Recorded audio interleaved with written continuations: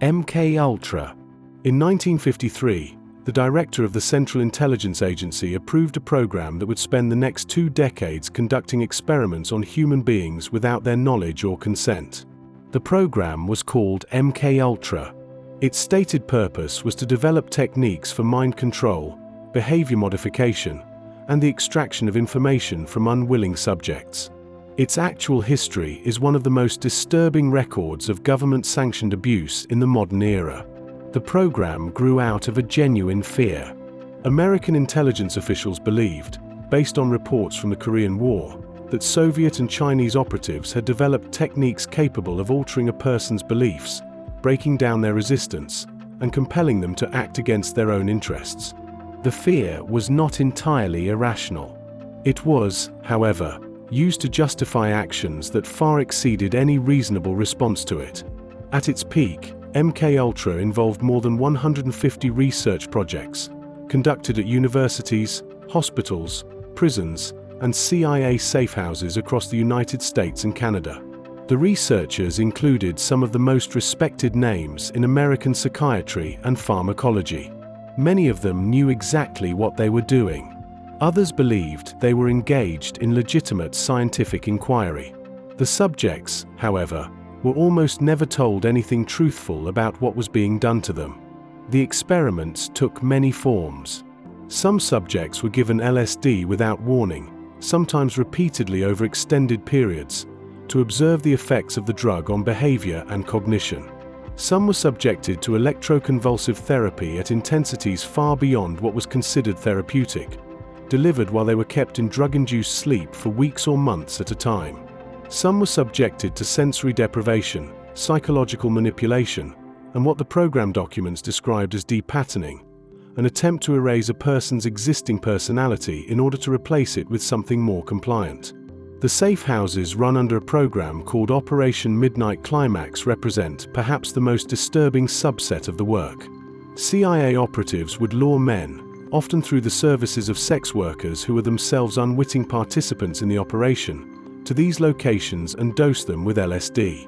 Agents would then observe the subjects through one-way mirrors, recording their behavior and testing whether the drug could be used to incapacitate, disinhibit, or manipulate a target. The individuals subjected to these experiments had no idea they were being used by their government. One of the most prominent casualties of the program was Frank Olson, a government biochemist who was given LSD without his knowledge during a CIA retreat in 1953. He died several days later after falling from the window of a New York hotel room. His death was ruled a suicide. His family spent decades pursuing a different account, and a later re-examination of his remains raised serious questions about whether the fall had been assisted. The full truth has never been established with certainty. When the program was finally exposed in the mid-1970s, following investigative journalism and a Senate inquiry, the CIA's director ordered the destruction of all MKUltra files. Most of the records were shredded. By accident, a large cache of documents had been misfiled in a storage room that was not included in the destruction order. Those documents, recovered through a Freedom of Information request, provided the basis for most of what is known about the program today. What was destroyed can only be estimated. Congressional hearings in 1977 brought the program into public view. Survivors testified. Officials expressed regret. No one was prosecuted. The agency acknowledged that the program had violated the rights of the people subjected to it, and offered that acknowledgement as a kind of closure that none of the victims had asked for. MKUltra did not produce the mind control techniques its architects were seeking. What it produced, instead, was a detailed record of what a government is capable of when it decides that the security of the state justifies the use of its own citizens as raw material. The records that survived are not reassuring, and the records that did not survive carry their own kind of weight. The scope of what MKUltra actually was is difficult to hold in mind all at once. It was not a single experiment with a single purpose. It was a bureaucratic infrastructure for experimentation, with over 150 research projects running simultaneously across universities, hospitals, prisons, and private institutions, most of which had no idea they were receiving CIA money or working towards CIA objectives. The researchers involved often believed they were doing legitimate scientific work. In some cases they were, but the selection of what to study, and why, and on whom, was being driven by an intelligence agency that had decided the normal constraints of science and ethics were obstacles rather than foundations. The results were accordingly unpredictable. Some experiments produced nothing. Some produced methods that were quietly incorporated into interrogation doctrine.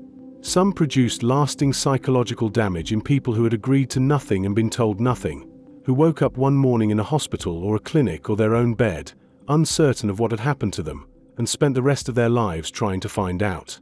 The Church Committee hearings, which brought much of this into the public record in 1975, were haunted by this uncertainty. Many of the people who had been subjected to MKUltra never knew it. Many will never know it. The files that might have told them were burned by Helms in 1973. What survived was partial and fragmentary. And yet the partial and fragmentary record was enough to produce one of the most significant crises of institutional trust in American political history. The full record, whatever it contained, is gone. The Tuskegee Syphilis Study. In 1932, the United States Public Health Service began a study in Macon County, Alabama. The stated purpose was to observe the natural progression of untreated syphilis in black men over time. The study enrolled 399 men who had the disease and 201 who did not. The men who had syphilis were not told they had syphilis. They were told they were being treated for bad blood, a local term used broadly to describe a range of ailments. They were not being treated. They were being watched. The men were sharecroppers, most of them poor, most of them with no access to healthcare outside what the study was offering.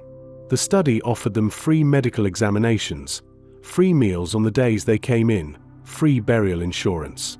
In exchange, researchers observed the progression of a disease in their bodies without offering them the treatment that could have saved their lives. In 1947, penicillin became the standard treatment for syphilis. It was effective, widely available, and could cure the disease entirely. The researchers running the Tuskegee study knew this. They chose not to offer penicillin to the men in the study. They actively worked to prevent the men from accessing it through other means, including by ensuring that participants were excluded from a draft board program during the Second World War that would have provided them with treatment. The study continued. For 40 years, the study continued. Through changes in presidential administration, through the civil rights movement, through decades of advances in medical ethics, through the establishment of informed consent as a foundational principle of medical research, the Tuskegee study continued. The men grew older. Some went blind. Some developed serious heart conditions. Some died. And the researchers observed and recorded and published findings in medical journals, and received federal funding, and continued. The study was exposed in 1972, when a public health service employee named Peter Buxton shared documents with a journalist. The story ran in newspapers across the country. Public outrage followed. The study was halted. By then, 28 of the original participants had died directly of syphilis. At least 100 more had died of related complications.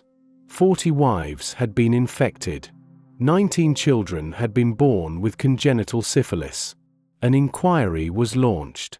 A review panel concluded that the study had been ethically unjustifiable from its beginning.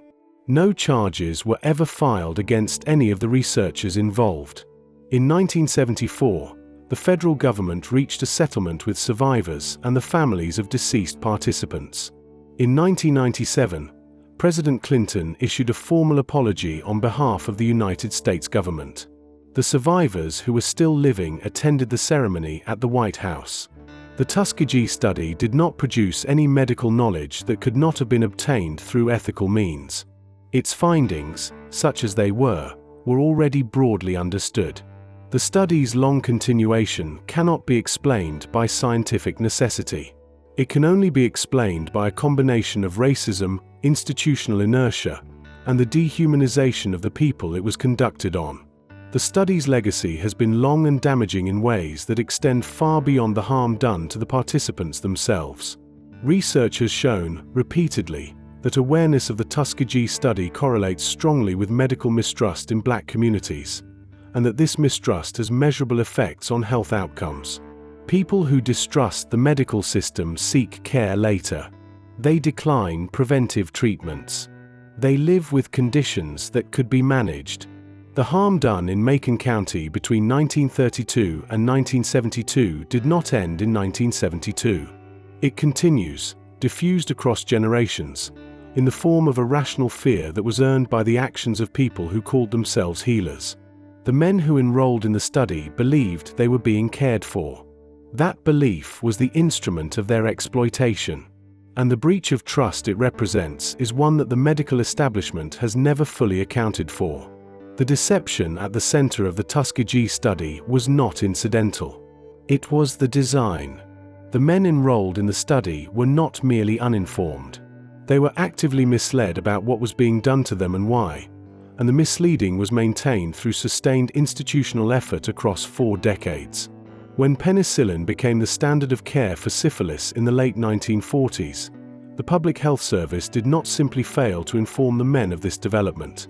It actively worked to ensure they did not receive the treatment. Officials coordinated with local draft boards during World War II to prevent men from being given penicillin when their syphilis was detected during military screenings. The study was more important to the researchers than the lives of the men in it, and this remained true as years became decades and the original researchers retired and were replaced by new ones who inherited the protocol along with everything else. The assumption encoded in the study's design, that these men's lives and deaths were data points rather than losses, passed from generation to generation within the Public Health Service without apparent examination. It was Peter Buxton, a PHS venereal disease investigator who had no role in the study and had simply learned of it, who first raised formal objections in 1966. He was told the study would continue. He raised objections again in 1968 and was told the same. It was only when he took what he knew to a journalist, in 1972, that the study ended. The men who were still alive by then had been enrolled for 40 years. The deeper legacy of Tuskegee is not only the harm done to the men who were enrolled in it. It is the harm done to the relationship between the Black American community and the medical establishment, a relationship that was already strained long before 1932 and that the study damaged in ways that are still measurable today. Studies conducted in the decades following the 1972 disclosure have consistently found lower rates of medical trust, lower rates of preventive care engagement, and higher rates of treatment refusal among Black Americans who are aware of the study's history. This is not irrational. It is a calibrated response to documented evidence of institutional betrayal. The Tuskegee Study did not create medical racism. It revealed it, confirmed it, and gave it a name that could be cited. When researchers now encounter resistance in communities that were most likely to have been harmed by historical medical exploitation, the study is part of the context they are working inside, whether they know it or not. Unit 731. In the 1930s and 1940s, the Japanese Imperial Army operated a facility in Manchuria, in what is now northeastern China, that conducted biological and chemical warfare research using live human subjects. The facility was designated Unit 731. What took place inside it represents some of the most extreme and systematic human experimentation ever documented.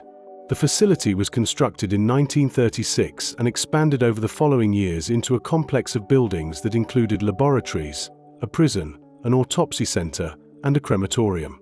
At its height, the compound employed more than 3,000 researchers, doctors, and support staff.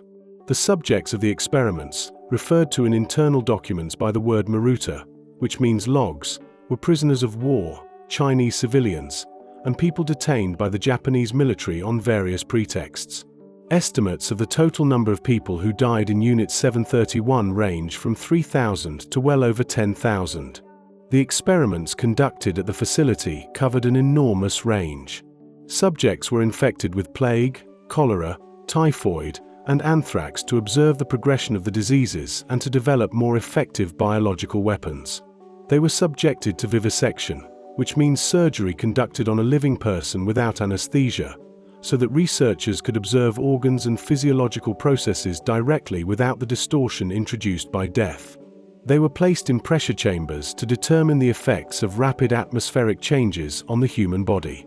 They were exposed to extreme cold in order to study frostbite and the threshold at which the body ceases to function. Limbs were frozen and then thawed under different conditions. Wounds were deliberately infected to test the efficacy of experimental treatments. None of the subjects survived their time at the facility. When the experiments were complete, those who had not died during the procedures were killed, and their remains were cremated.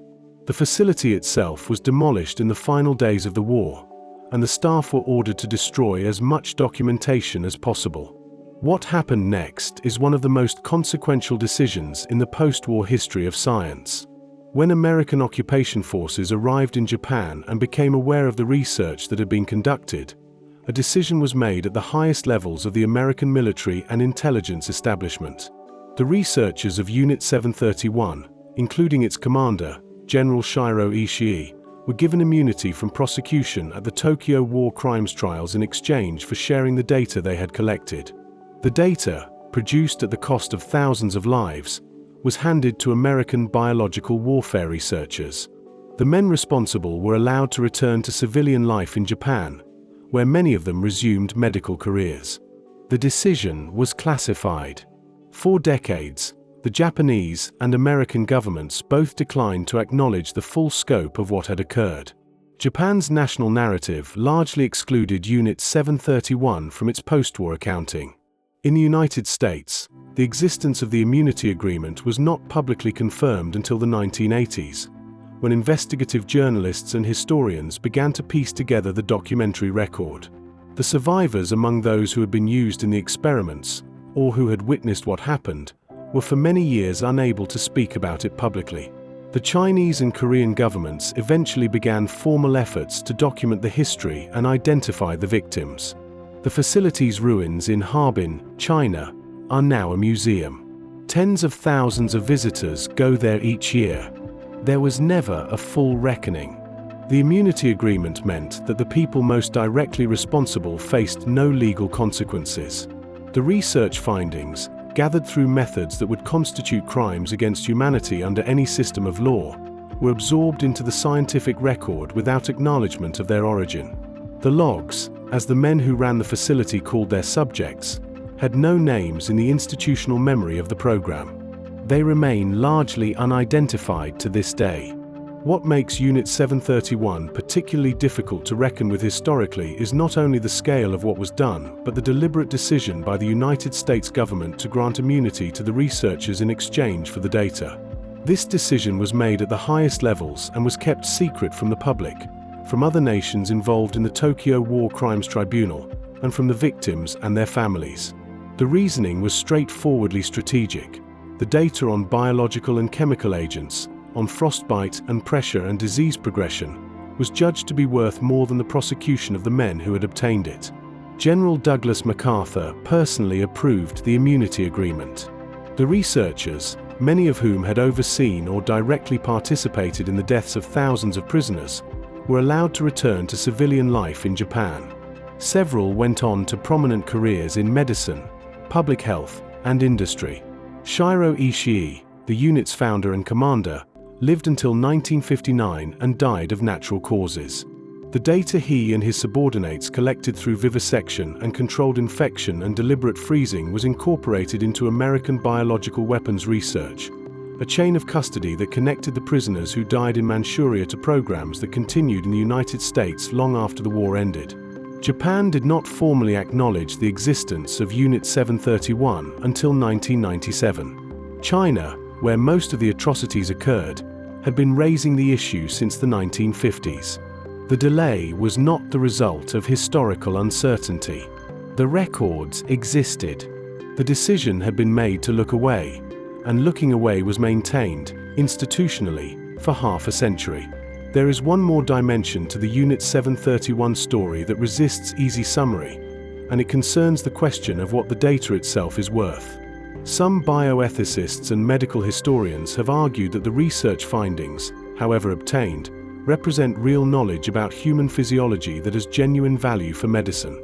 Others argue that using data obtained through atrocity legitimizes the atrocity retroactively, and that the correct response is to decline to use it, regardless of its scientific accuracy.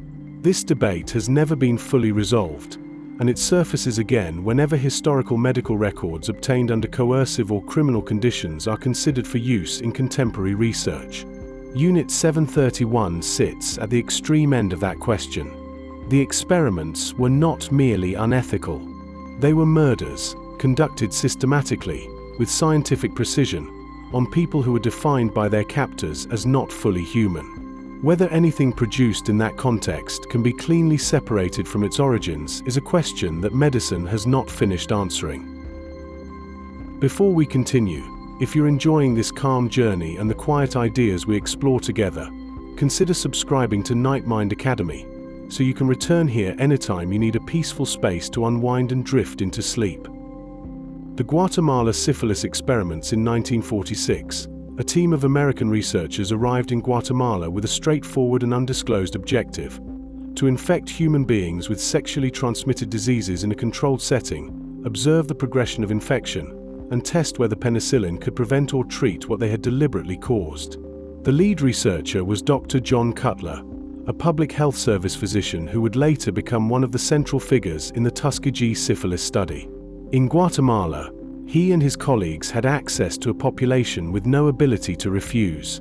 The subjects were drawn from several groups: prisoners in the Guatemalan penitentiary, patients in the National Psychiatric Hospital, soldiers stationed at a military barracks, and, in some cases, orphan children.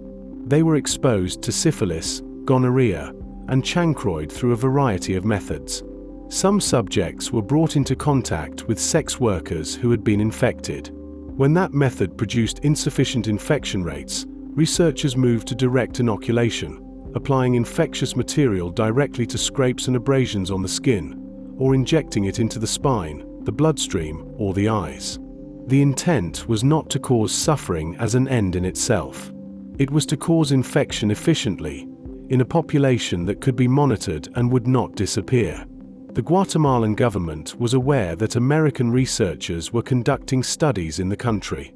It is not clear how much detail was shared about the nature of the experiments. What is clear is that the men, women, and children who were infected were not informed of what was being done to them. They did not consent. They had no mechanism through which consent could have been meaningfully given. The prisoners were prisoners. The psychiatric patients were committed. The soldiers were under orders. The structures that would have needed to exist for refusal to be possible did not exist for any of them. Approximately 1,400 people were deliberately infected over the course of the study. Some received treatment afterward. Some did not. The records are incomplete, and the exact number of deaths directly attributable to the experiments is not known. The study was never published.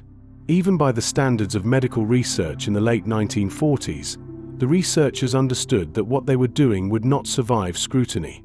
Cutler's correspondence from the period includes explicit acknowledgement that the methods being used in Guatemala could not be used in the United States.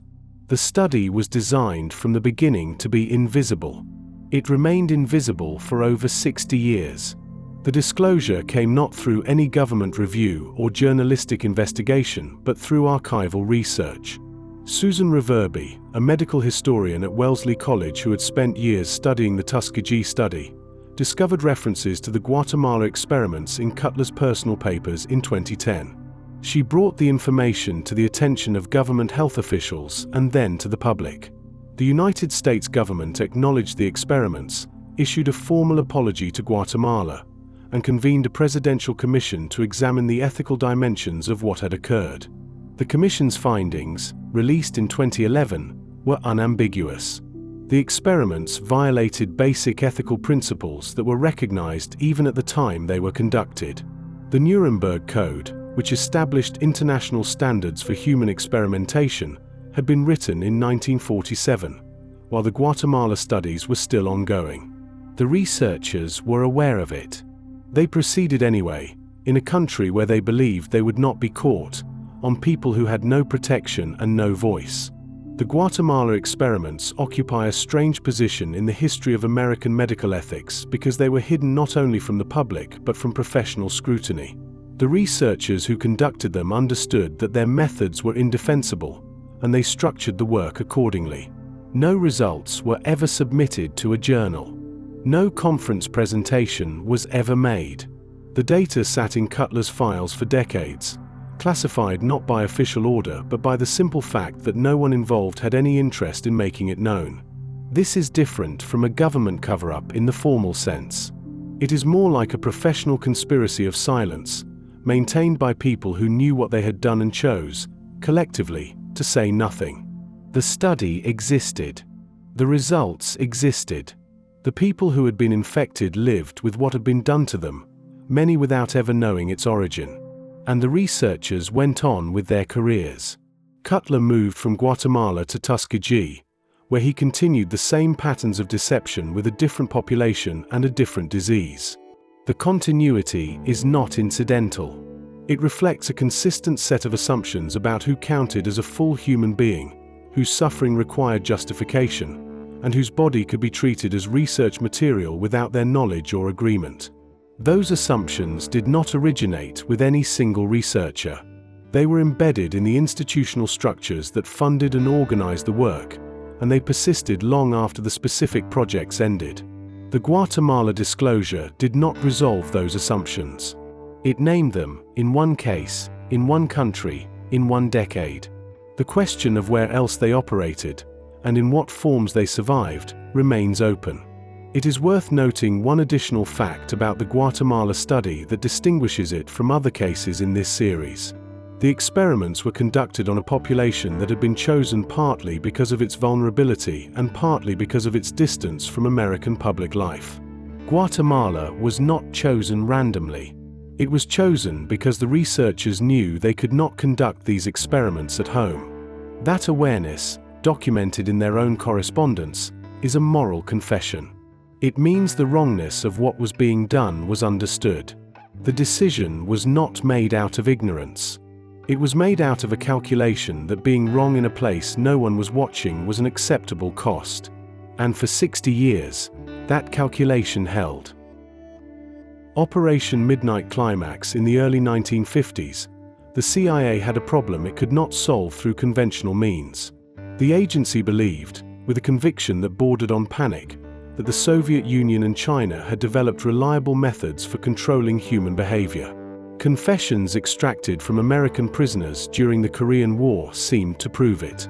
Men who had been trained to resist interrogation were appearing on film denouncing the United States in calm, coherent, apparently voluntary statements. The possibility that the enemy had found a way to override the human will was not treated as speculation. It was treated as an established threat requiring a response. That response became MKUltra, and one of its most extreme sub-projects was given the name Operation Midnight Climax. The operation was run by George Hunter White, a former narcotics agent who had worked with the OSS during World War II and who had cultivated, over a long career in law enforcement, a deep comfort with methods that existed outside the law. White was hired by the CIA not as a researcher but as an operator, a man who could set up the infrastructure for covert human experimentation in a way that left no institutional fingerprints. He did this by renting apartments in San Francisco and, later, New York, decorating them with deliberate vulgarity, installing one-way mirrors in the walls, and using women who worked as CIA informants to lure men off the street and bring them to the apartments. The men who were brought to these locations did not know who had brought them or why. They did not know that the drinks they were given contained LSD. They did not consent to participation in a government experiment. They were, in the terminology the CIA used internally, unwitting subjects. The agency considered this a feature rather than a flaw. The entire premise of the operation was that genuine behavioral data could only be obtained from people who did not know they were being observed. Consent would have ruined the experiment. White sat behind the one-way mirrors and took notes. He watched men under the influence of LSD, sometimes combined with other substances, in a variety of situations. He documented their behavior, their susceptibility to suggestion, their capacity for coherent thought. He also, by his own later account, enjoyed the work. His personal diaries, recovered after his death, include passages that describe the midnight climax apartments with evident nostalgia. He wrote that he had lived like a man should and worked for what he got. The experiments were, for him, a good time. For the men on the other side of the mirror, they were something they would never know had happened. The operation continued for roughly a decade. Some of the unwitting subjects suffered lasting psychological damage from the undisclosed doses of LSD they had received. Because the dosing was covert, none of them were able to seek appropriate medical attention for what had been done to them. Some did not understand what had happened to them until the church committee hearings in 1975 brought Operation Midnight Climax into the public record. A few never understood it at all. The experience they had had was filed in memory under the category of something inexplicable, something that had happened to their mind in a particular place on a particular night, with no cause they could name. White died in 1975, the same year the hearings began. The CIA destroyed most of the operational records for Midnight Climax along with the broader MKUltra files in 1973. What survived was recovered from a filing room at a CIA annex that had been overlooked in the destruction order. Without that administrative oversight, the operation might have remained entirely hidden. The men who had been dosed in those San Francisco apartments would have had no name for what had been done to them, no explanation for the gaps and distortions in their memories of those nights, and no way of knowing that their confusion had been the intended outcome of a government program. The question Operation Midnight Climax raises, and does not answer, is how a democratic government arrives at the decision that its citizens are legitimate research material without their knowledge. The Cold War produced many such decisions. But Midnight Climax is notable for the particular clarity with which it illustrates the internal logic. The men chosen were not enemies. They were not suspects. They were simply available, in a city, on an evening, without anyone who would notice if something went wrong. There is one more dimension to Operation Midnight Climax that is easy to overlook in the broader accounting of what MKUltra did. The operation was not only an experiment in drug effects. It was an experiment in surveillance architecture, in the logistics of covert observation, in what it takes to build and maintain a system for watching people who do not know they are being watched. White developed practical knowledge about how to construct that system, how to recruit the women who would bring subjects in, how to administer substances without detection, how to document observations without leaving a trail that could be followed back. That knowledge was itself a product, separate from whatever the LSD data showed. The CIA was learning not just what drugs did to the human mind, but how to run an operation that treated citizens as unknowing participants in government programs. The infrastructure built for Midnight Climax did not disappear when the apartments were closed. The people who had learned to build and run it went on to other assignments. The techniques for covert dosing, for managing unwitting subjects, for operating outside the law in domestic settings, were transferable. They were transferred. The church committee heard enough to understand that Midnight Climax was one piece of a much larger apparatus. The full extent of that apparatus was not recoverable from what survived the 1973 document destruction. What could be reconstructed was the outline, a government that had decided, at the highest levels, that it had the right to use its own citizens as instruments of research without their knowledge, without their consent, and without any mechanism for accountability. Midnight Climax was where that decision was given a mailing address and a set of curtains and put to work. The Edgewood Arsenal experiments between 1955 and 1975. The United States Army ran a chemical and biological testing program at Edgewood Arsenal in Maryland that used approximately 7,000 American soldiers as its experimental subjects. The soldiers did not volunteer to be exposed to chemical warfare agents.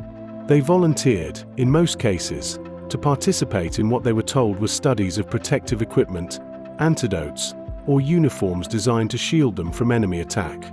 Some were told they were helping to develop better gear. Some were told very little at all. What they were not told was that the substances being administered to them included nerve agents, psychochemical compounds, mustard gas derivatives, and a range of experimental drugs whose long-term effects were unknown because they had never been tested on human beings before. The program grew out of the Army's Chemical Corps and its Cold War mandate to understand and counter the chemical and biological weapons the Soviet Union was presumed to be developing. The logic was military and strategic. If American soldiers were going to face these substances on a battlefield, the Army needed to know what those substances did to a human body, how quickly they acted, what doses caused which effects, and whether countermeasures worked. That knowledge required human data. Animal studies could only go so far, and the soldiers at Edgewood were available. One of the substances tested extensively was BZ, a psychochemical agent that produces intense and prolonged hallucinations, disorientation, and an inability to function. Soldiers dosed with BZ described experiences that lasted for days, visions they could not distinguish from reality, complete loss of awareness of their surroundings, hours of time they could not account for when the effects finally wore off. Some soldiers were dosed and then placed in operational settings to see how the disorientation affected their ability to perform military tasks. The results were documented with clinical precision. The experiences of the soldiers were recorded as data points. Nerve agents including VX and sarin were also part of the testing program. Soldiers were exposed to sublethal doses to measure physiological responses, to test whether antidotes worked, and to establish dosing thresholds. The risks involved in this kind of testing were not theoretical. Nerve agents are among the most acutely toxic substances ever produced, and the margin between a sublethal dose and a lethal one is narrow. Some soldiers reported symptoms that persisted for years after their participation in the program, including neurological effects, chronic health problems, and psychological disturbances they were unable to fully explain because they had not been told what they had been given. The Army kept the program classified for decades. Participants were required to sign confidentiality agreements that prevented them from discussing what had happened to them, even with their own doctors. This created a medical crisis for a number of veterans whose chronic health problems could not be properly diagnosed or treated because the treating physicians had no access to information about what substances the patients had been exposed to or in what quantities. The secrecy that protected the program from public scrutiny also protected it from the medical follow-up that might have identified and addressed the harm it had caused. When the program was partially declassified and disclosed in the late 1970s, the response from veterans was a mix of anger and bewilderment. Many had genuinely believed they were helping develop protective equipment. They had trusted the Army and the understanding that the military's experimental protocols were designed with their safety in mind. That trust had been misplaced, not through the carelessness of individual researchers, but through institutional decisions made at levels far above the men in the testing chambers. The soldiers had been told what they needed to be told to show up and cooperate. Everything else had been managed on their behalf, without their knowledge, by people who had decided that their full informed consent was not necessary for the work to proceed. The scale of the Edgewood program sets it apart from smaller and more targeted experiments. 7,000 people is not a rounding error. It is a population. The program ran for 20 years, across multiple administrations, through shifts in medical ethics and legal frameworks that, in theory, should have constrained it. It persisted because it was classified, because the people running it had strong institutional incentives to continue, and because the soldiers being used had no mechanism to know what was being done to them or to refuse it. There is a particular cruelty built into the structure of what happened to Edgewood veterans that goes beyond the exposure itself. It lies in the confidentiality agreements. A soldier who left Edgewood carrying neurological damage from a nerve agent could not tell his doctor what had happened.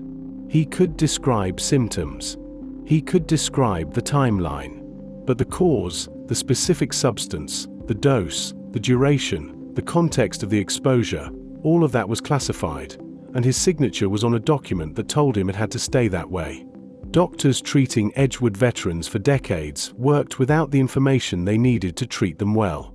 The secrecy that protected the program from public scrutiny also reached forward in time and degraded the medical care available to the people the program had harmed.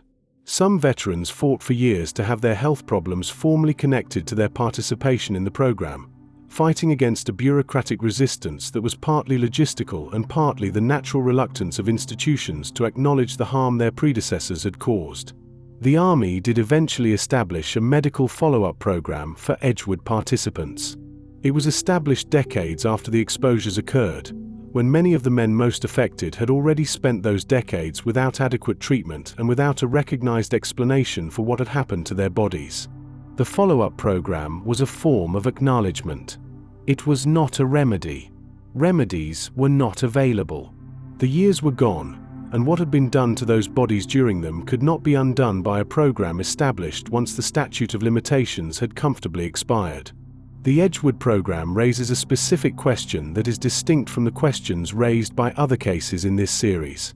The subjects here were soldiers, members of an institution built on the premise that individuals will accept risk and follow orders in service of collective defense. The Army's position was that the soldiers who volunteered for Edgewood research were doing what soldiers do, accepting personal risk for a purpose that served the country. The veterans' position was that this framing obscured something important: the difference between risk accepted knowingly, where the danger is understood and the purpose is visible, and risk imposed through incomplete disclosure, where neither the full range of substances nor their long-term consequences were ever described. The volunteers had agreed to something. They had not agreed to what actually happened. That gap, between the experiment described and the experiment conducted, is the moral weight the Army carried for the remaining decades of the 20th century and has never fully set down. There is a particular quality to the harm done at Edgewood that distinguishes it from cases where the subjects were prisoners or patients or foreign nationals in occupied territory. The Edgewood volunteers were soldiers, members of an institution that asked them to trust it completely, and that trust was the vector through which the harm was delivered. They came to Edgewood because the Army asked them to come. They signed the forms because the Army told them the forms were the appropriate thing to sign. They did not ask more questions because the institutional culture of the military was not one that rewarded questioning orders, even orders that arrived in the form of a research consent document. The Army understood this. The recruitment for the program relied on it. The soldiers who showed up at Edgewood were precisely the kind of people who could be counted on to comply, and compliance was exactly what the program required. The ethical failure was not only in the inadequate disclosure of what was being tested. It was in the deliberate selection of a population whose structural position made genuine refusal almost impossible, and the use of that structural position to fill an experimental protocol that could not otherwise have been filled. Many of those soldiers are now elderly or gone. The records of what they received are still incomplete. The health consequences they carried home from Maryland were carried in bodies that never received a full accounting of what had been done to them inside. Operation Sea Spray. In the fall of 1950, residents of San Francisco noticed an unusual smell drifting through certain neighborhoods near the waterfront. Some people developed respiratory symptoms. A handful were hospitalized. At least one man, a retired merchant sailor named Edward Nevin, died of a rare bacterial infection in the weeks that followed. At the time, none of this was connected to anything unusual. San Francisco was a port city with fog and sea air and the ordinary assortment of urban health events. There was nothing to suggest that what had happened in the bay that week was not natural. It was not natural. The United States Army had conducted a covert open-air biological weapons test over the city, releasing a mixture of 2 bacterial agents from a ship offshore. The agents chosen were Serratia marcescens and Bacillus globigii, both of which had been classified by the Army as non-pathogenic simulants, meaning they were believed to be harmless stand-ins for dangerous biological weapons agents. The purpose of the test was to determine how effectively a pathogen could be dispersed over a large urban population from a naval vessel. San Francisco, with its distinctive geography and prevailing winds, was considered an ideal test environment. Its residents were not informed that they were part of the experiment. The operation was one of many conducted by the Army under a program of open-air biological and chemical testing that ran from the late 1940s through the 1960s. These tests were carried out over American cities, over American highways, in American subway systems, and above American agricultural regions.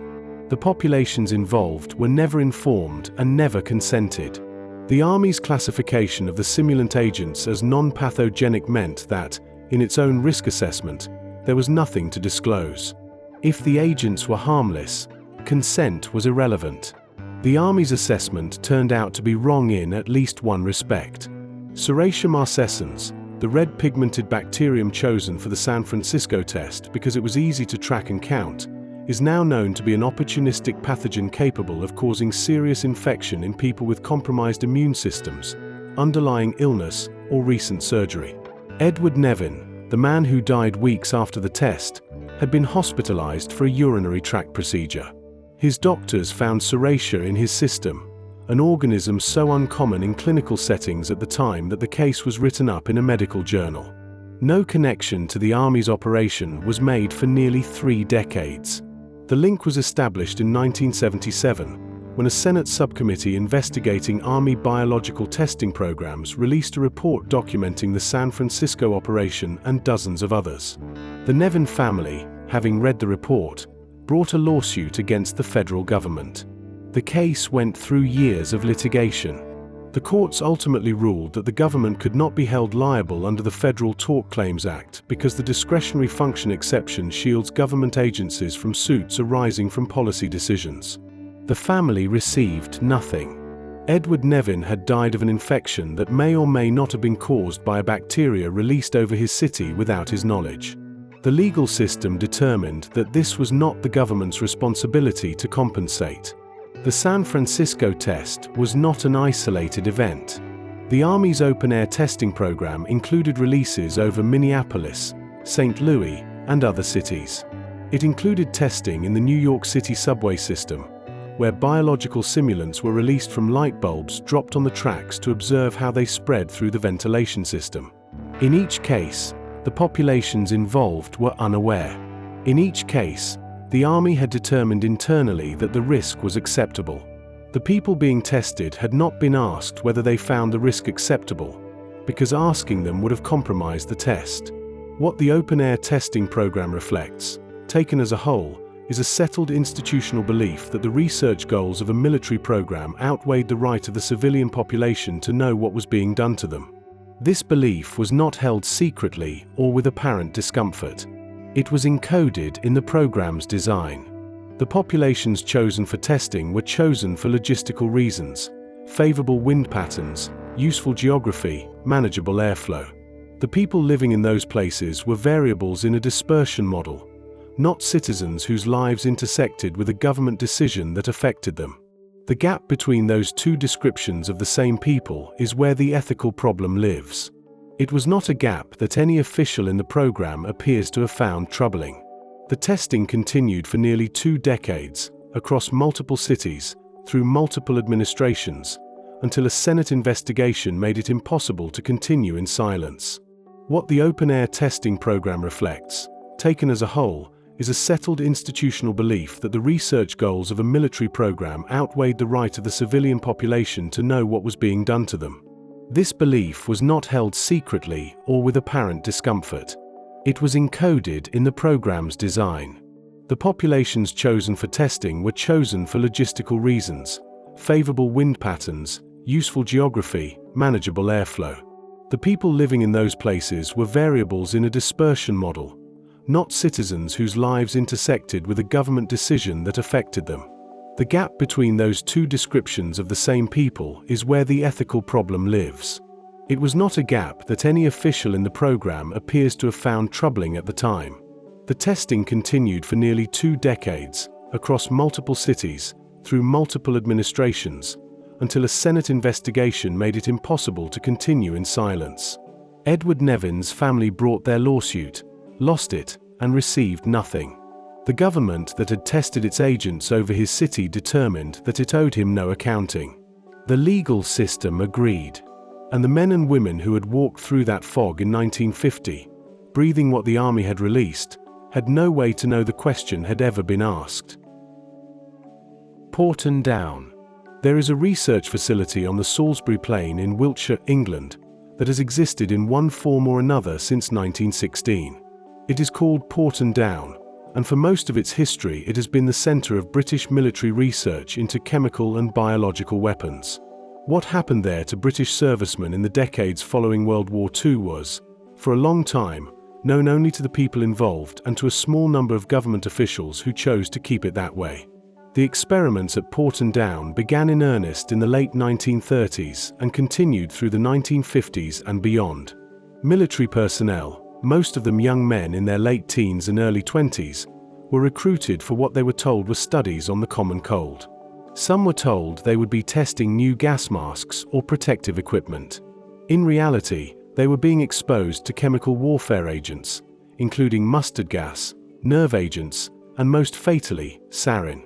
The recruits were not informed of the actual nature of the substances they would encounter. They were told what they needed to hear to get them into the experimental chamber, and no more. Ronald Madison was 20 years old and had been in the Royal Air Force for less than 2 years when he volunteered for the Porton Down studies in May 1953. He came from a mining family in County Durham and had volunteered, according to the accounts of those who knew him, partly for the small payment the studies offered, which he intended to use to buy an engagement ring. He arrived at the facility and was escorted to an experimental chamber, where researchers applied liquid sarin to his forearm using layers of fabric. He was told the substance was something that would be evaluated for its effects on his skin. Within an hour he had collapsed. Within several hours he was dead. The inquest that followed was held in secret. The coroner's verdict was that Madison had died of misadventure, a finding that attributed no culpability to the researchers or to the conditions of the experiment. The findings were classified. Madison's family was not told the true cause of his death. They were told he had died during a medical experiment and were asked to sign paperwork that limited what they could say about it. For decades, the family knew almost nothing about what had actually happened to him. The secrecy held for 50 years. In the early 2000s, a new inquest was opened in response to a legal campaign mounted by Madison's family and by veterans groups who had become aware that men who had participated in Porton Down studies were experiencing serious health conditions at rates that seemed difficult to explain without reference to their exposure. The new inquest, which was not held in secret, heard testimony from veterans who described being exposed to substances they had not been warned about, experiencing symptoms that had never been explained to them, and living for decades with health conditions they could not account for. In 2004, the jury returned a verdict of unlawful killing. The sarin had killed Ronald Madison, and the circumstances under which he had been exposed to it were unlawful. The Ministry of Defense disputed the verdict, and the criminal investigation that followed did not result in prosecutions. But the inquest had established, for the public record, that the consent obtained from the men who participated in Porton Down experiments had been systematically inadequate. They had been misled about what they were being asked to do. The exposure had been more dangerous than any reasonable volunteer could have understood when agreeing to it. And in at least one case, the exposure had been fatal, and the death had been concealed from the family for half a century. Estimates of the total number of men who participated in Porton Down experiments on human subjects range from approximately 3,000 in the years immediately after World War II to over 20,000 across the full period of human testing. The exact numbers remain difficult to establish because many records were never made fully public, and the classification of experimental data was maintained long after the Cold War ended. Veterans seeking health records from their time at Porton Down encountered bureaucratic barriers that persisted into the 21st century. The Madison case is the most well-documented single death at Porton Down, but it is not the only one, and the question of deaths aside, the broader pattern of what happened at the facility over decades raises something worth sitting with carefully. The men who went to Porton Down were, in the main, ordinary young military personnel who trusted the institution they served. When that institution told them they were volunteering for cold research or mask testing, they believed it, because that was the kind of thing a person believed when the person asking was wearing the uniform of a country that had recently fought a war and was asking for a small sacrifice in the interest of collective defense. The deception worked because the relationship was one of trust, and the trust was specifically what made the deception effective. Porton Down did not recruit the skeptical or the suspicious. It recruited the willing, and then it used their willingness against them. The classification that followed, The secrecy maintained for decades around what the men had actually been exposed to was the second injury. The first injury was the exposure. The second was the silence, the years in which men with unexplained health conditions had no way of connecting what had happened to them in Wiltshire to what was happening in their bodies in the years that followed. The 50-year gap between Ronald Madison's death and the inquest verdict of unlawful killing is the measure of that second injury. He was 20 years old. He had been intending to buy an engagement ring. The government classified his death and told his family as little as it was required to tell them, and then waited for the question to go away. It did not go away. The Willowbrook hepatitis experiments. Willowbrook State School was a residential institution for children with intellectual disabilities located on Staten Island, New York.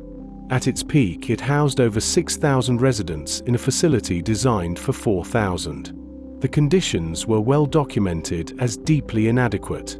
Hepatitis spread through the institution at a rate that was nearly impossible to contain, partly because of overcrowding, partly because of inadequate sanitation, and partly because many of the children had limited capacity for the hygienic practices that might have slowed transmission. By the mid-1950s, hepatitis infection was essentially endemic at Willowbrook. Most children who entered the institution contracted it within the first year. Dr. Saul Krugman of New York University became interested in the hepatitis situation at Willowbrook in the early 1950s. He was a respected virologist with a genuine interest in understanding the disease, and the concentration of hepatitis cases at the institution represented a research opportunity that would have been difficult to replicate in any other setting. Beginning in 1956, Krugman and his colleagues began deliberately infecting newly admitted children with the hepatitis virus. The children selected for the experiments were housed in a separate, newly constructed ward that was, by the standards of Willowbrook, relatively clean and well-staffed.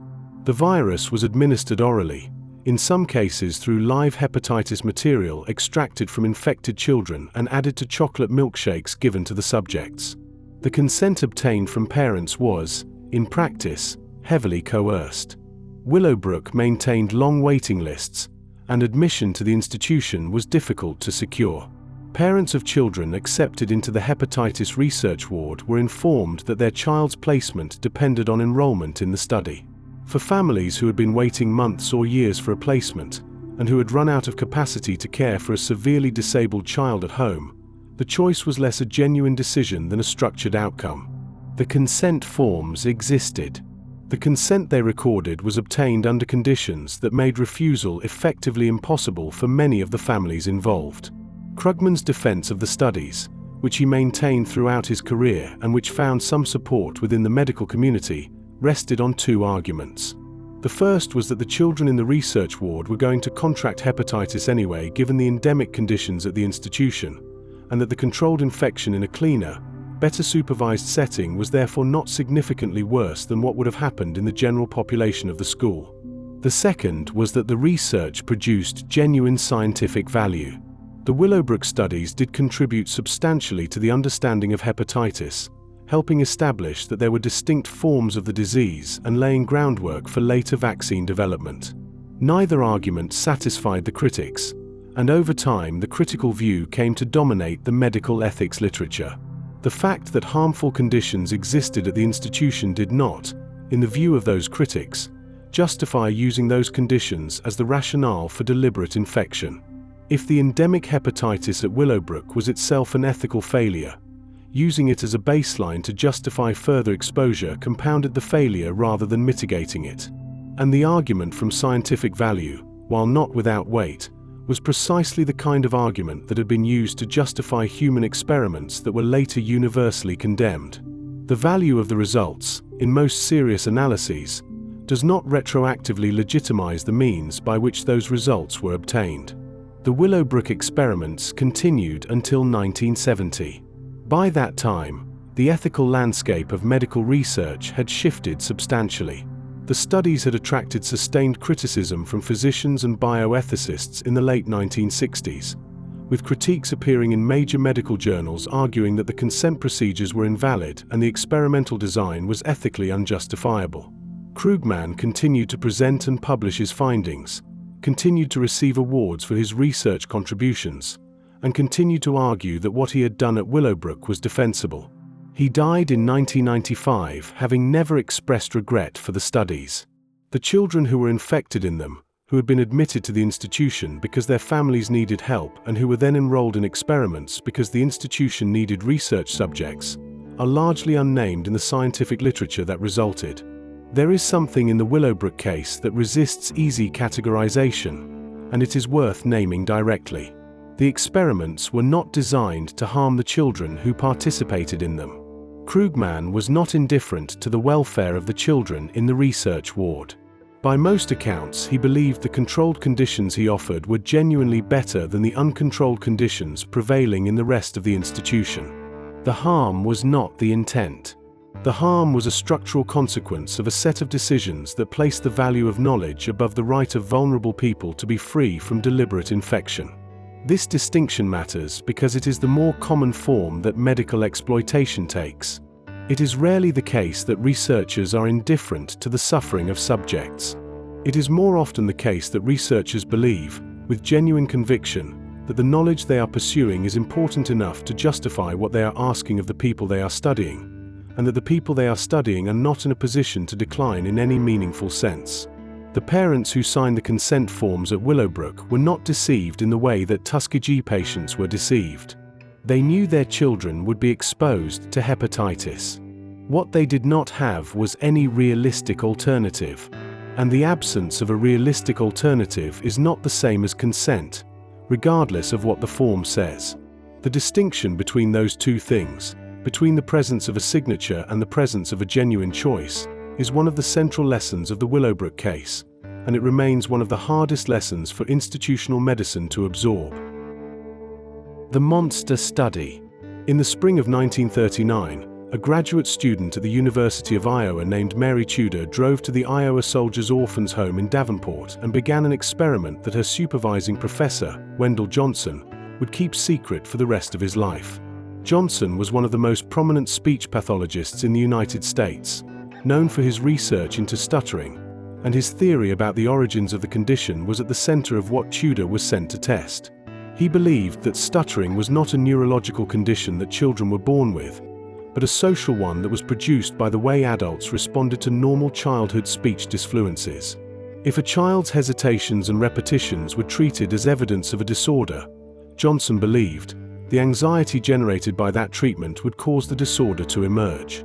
In other words, labeling a child a stutterer could make a child into one.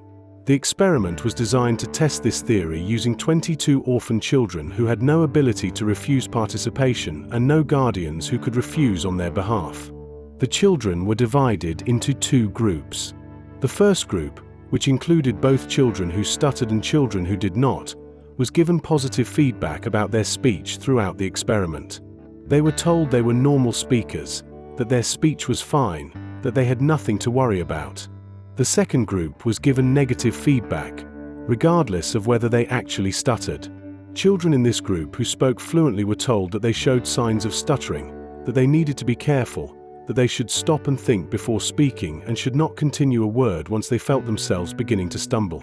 The label was applied to children who did not have the condition the label described. The results were not what Johnson had hoped for in terms of confirming his theory, but they were disturbing in a way that made the entire experiment impossible to present publicly. The children in the negative feedback group showed significant changes in behavior. They became reluctant to speak. They stopped volunteering answers in class. They withdrew from activities that required verbal participation. Several of them, who had shown no symptoms of stuttering before the experiment began to exhibit speech difficulties during and after the experimental period. They were quieter, more hesitant, more anxious around speech acts that had previously been unremarkable for them. The experiment had not created stuttering in the clinical sense, but it had done something real and lasting to the relationship those children had with their own voices. Johnson suppressed the study. He had been awarded his doctorate in the early 1930s and had built his career on a theory of stuttering that depended on social environment rather than neurology. He also understood, in 1939, that conducting a psychological experiment on orphan children using techniques designed to cause harm in a climate shaped by the growing knowledge of what was happening in Europe, was not something he could present to the scientific community. His graduate students who knew about the study called it the monster study among themselves, not as a term of pride. Johnson filed the results away, declined to publish them, and spent the rest of his career advocating for his theory through other means. He died in 1959, having never disclosed what had been done at Davenport. The study became public in 2001, when a journalist named Jim Dersom published an article in the San Jose Mercury News describing the experiment in detail, drawing on Tudor's own thesis and on interviews with some of the surviving subjects. The University of Iowa issued a formal apology to the participants that year.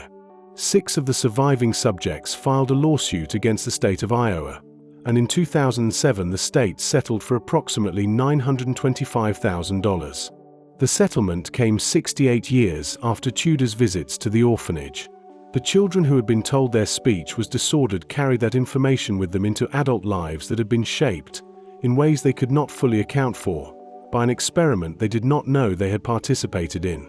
Some of them had avoided situations requiring public speech for decades. Some had difficulties in professional contexts that traced back, though they did not know it at the time, to the months in 1939 when a graduate student from a university had sat across from them and told them something damaging and false about their own voices.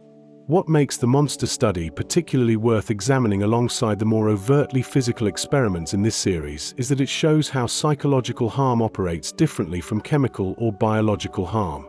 The children at the Iowa Soldiers' Orphans Home were not infected with the pathogen. Nothing was injected into them. They were spoken to, evaluated, and told things about themselves that were untrue, and those words reorganized something in how they experienced their own capacity for expression. The mechanism is harder to see than a syringe. It leaves no tissue sample. It does not show up in blood work. But the children who grew quieter, who stopped raising their hands, who flinched when asked to speak in public, were carrying a real injury, and that injury was produced deliberately, in the service of a research question, by a researcher who understood enough about what he was doing to hide it for the rest of his life. Johnson's decision to suppress the study is itself a piece of evidence. He did not suppress it because the results were inconclusive. He suppressed it because he knew what he had done, and he knew that the people around him would recognize it as well. The graduate students who named the study what they named it understood immediately. The name stuck precisely because it described what they felt they had witnessed. And the experiment remained hidden for 62 years not because it was forgotten, but because the man who ran it made a sustained and deliberate choice to keep it from becoming part of the record. When it finally did become part of the record, the children in it were elderly. Some were already gone. The voices of the ones who were told their voices were broken were the voices of people in their 70s, looking back at something that had been done to them before they were old enough to refuse it. Project 4.1 The Marshallese and the Bomb. On the 1st of March 1954, the United States detonated a thermonuclear device at Bikini Atoll in the Marshall Islands. The device, codenamed Castle Bravo, was the most powerful weapon the United States had ever tested. Its yield was approximately 15 megatons, more than twice what the designers had predicted. The explosion sent a plume of radioactive fallout across an area of roughly 7,000 square miles of the Pacific Ocean. In the path of that fallout were several inhabited atolls, including Rongelap and Utirik, where communities of Marshallese people were living. They were not evacuated before the test.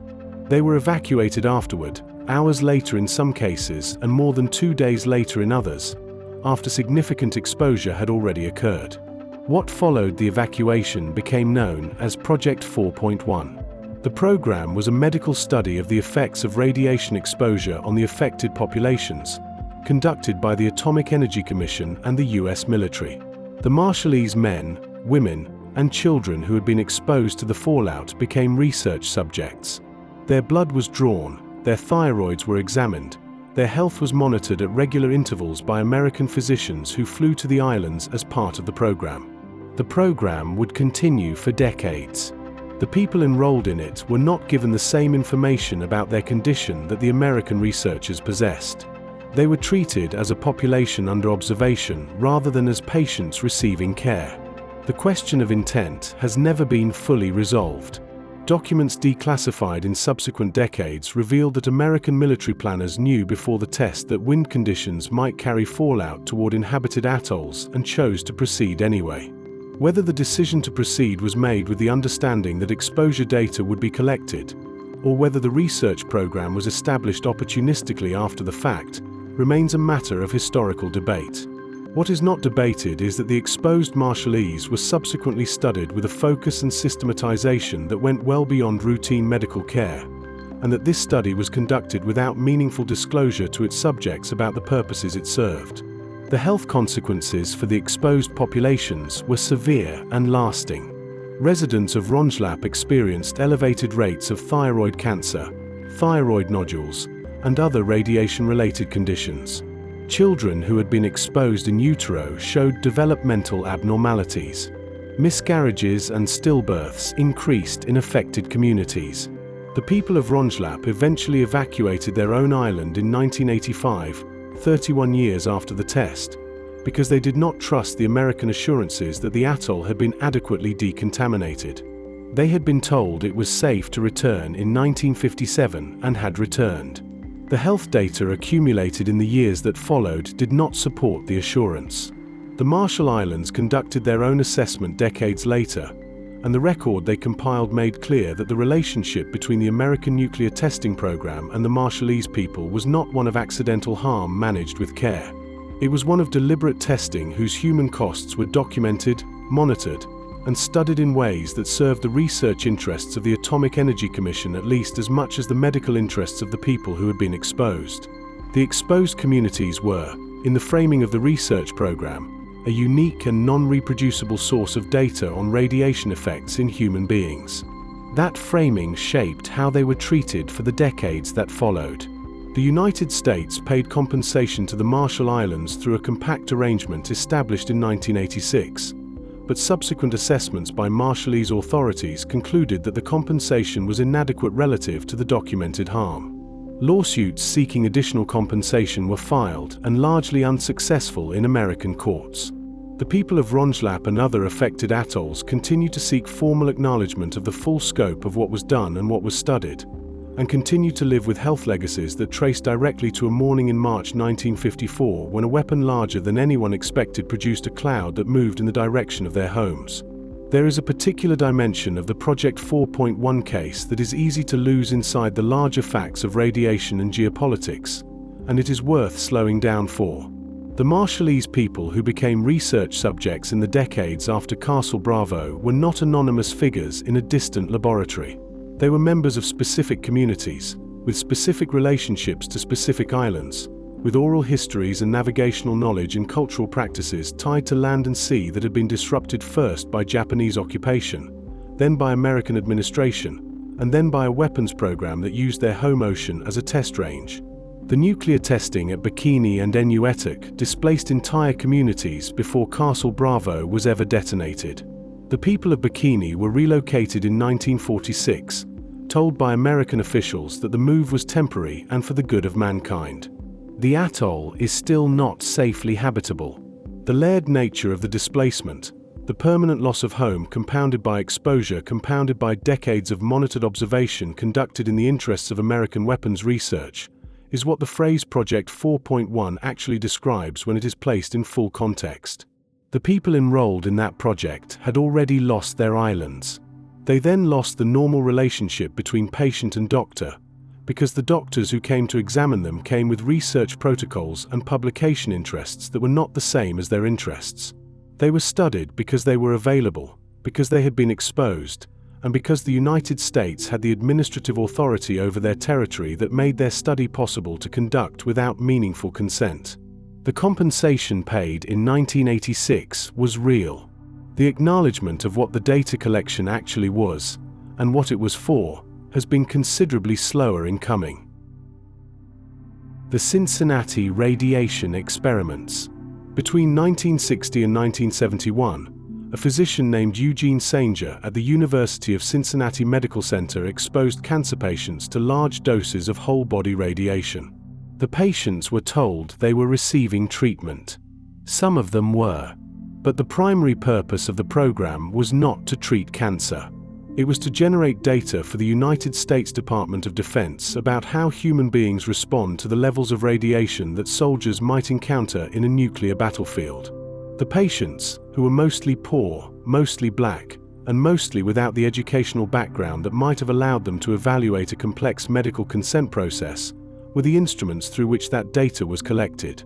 The doses administered in the Cincinnati experiments were large by any clinical standard. Many patients received between 100 and 200 rads of whole-body radiation in a single session. At those doses, acute radiation syndrome is a predictable consequence. Patients experienced severe nausea, vomiting, and immune suppression in the days following treatment. Some were unable to eat for weeks. Their white blood cell counts dropped sharply, leaving them vulnerable to infections they would not otherwise have faced. At least 8 patients died within 60 days of their radiation exposure. The program continued for 11 years. The connection between the experiments and the Department of Defense was not disclosed to the patients or their families. The consent forms used in the program described the procedure in terms of cancer treatment rather than military research. Patients who signed them understood they were agreeing to a medical intervention, not to being research subjects for a program studying radiation tolerance in the context of nuclear warfare. The distinction matters because the two purposes imply entirely different risk-benefit calculations. A cancer patient evaluating aggressive treatment is weighing potential therapeutic benefit against known risks. A research subject being used to generate military data is being asked to accept those same risks with no personal therapeutic benefit whatsoever. The Cincinnati patients were asked to make the first calculation when the second was the one that actually applied. The program became public in 1971 when a junior faculty member at the university leaked information about it to a local journalist. The reporting that followed prompted a congressional inquiry, which examined the consent procedures and the oversight mechanisms that had allowed the program to continue for over a decade. The inquiry found the consent process inadequate and the Defense Department funding relationship undisclosed. Sanger, who cooperated with the inquiry and maintained throughout that the patients had received genuine therapeutic benefit from the radiation, was not charged with any crime and continued to practice medicine. He died in 2007. A committee established by Cincinnati Mayor Roxanne Qualls examined the program in 1994, after additional documentation came to light, and concluded that the consent process had been fundamentally flawed, that the patients had not been adequately informed of the experimental nature or the military purpose of the program, and that the selection of subjects had been influenced by their low socioeconomic status and limited capacity to advocate for themselves within the medical system. The committee's report recommended formal recognition of what had been done and the establishment of a memorial. The memorial was eventually installed at the University of Cincinnati Medical Center. It lists the names of the patients who participated in the program. They are, on that wall, no longer anonymous. But for most of the 31 years between the beginning of the program and the installation of the memorial, they had no way of knowing what had actually been done to them or why. The treatment they received had a purpose, and it was not theirs. There is a thread running through the Cincinnati program that connects it to several other cases in this series, and it is worth naming explicitly. The patients selected for the radiation experiments were not randomly drawn from the population of cancer patients at the medical center. They were selected in ways that reflected, whether consciously or not, the assumption that certain people's capacity to evaluate and resist medical authority was limited enough that the research program could proceed without serious risk of scrutiny or refusal. Poor patients, patients without advanced education, patients from communities with less institutional access and less familiarity with the mechanisms for challenging medical decisions, were overrepresented in the program relative to their proportion of the general cancer population at the facility. This pattern of subject selection was not unique to Cincinnati. It appears in the Tuskegee Study, in the Willowbrook experiments, in the Guatemala syphilis research, and in most of the cases in this series where a government or institution needed human subjects for research that could not be conducted on people who had the means and the knowledge to refuse. The pattern is a form of harm that is distinct from the immediate physical harm of the experiments themselves. It encodes into the research enterprise an assumption about which lives are available for scientific use, and that assumption does not disappear when the specific program ends. It persists in the institutional culture that produced it, shaping decisions about subject selection in ways that do not always rise to the level of conscious policy. The Cincinnati patients were harmed by the radiation they received. They were also harmed by the prior decision, made before any of them entered the room, that people like them were the appropriate material for this kind of research. The memorial at the University of Cincinnati lists their names.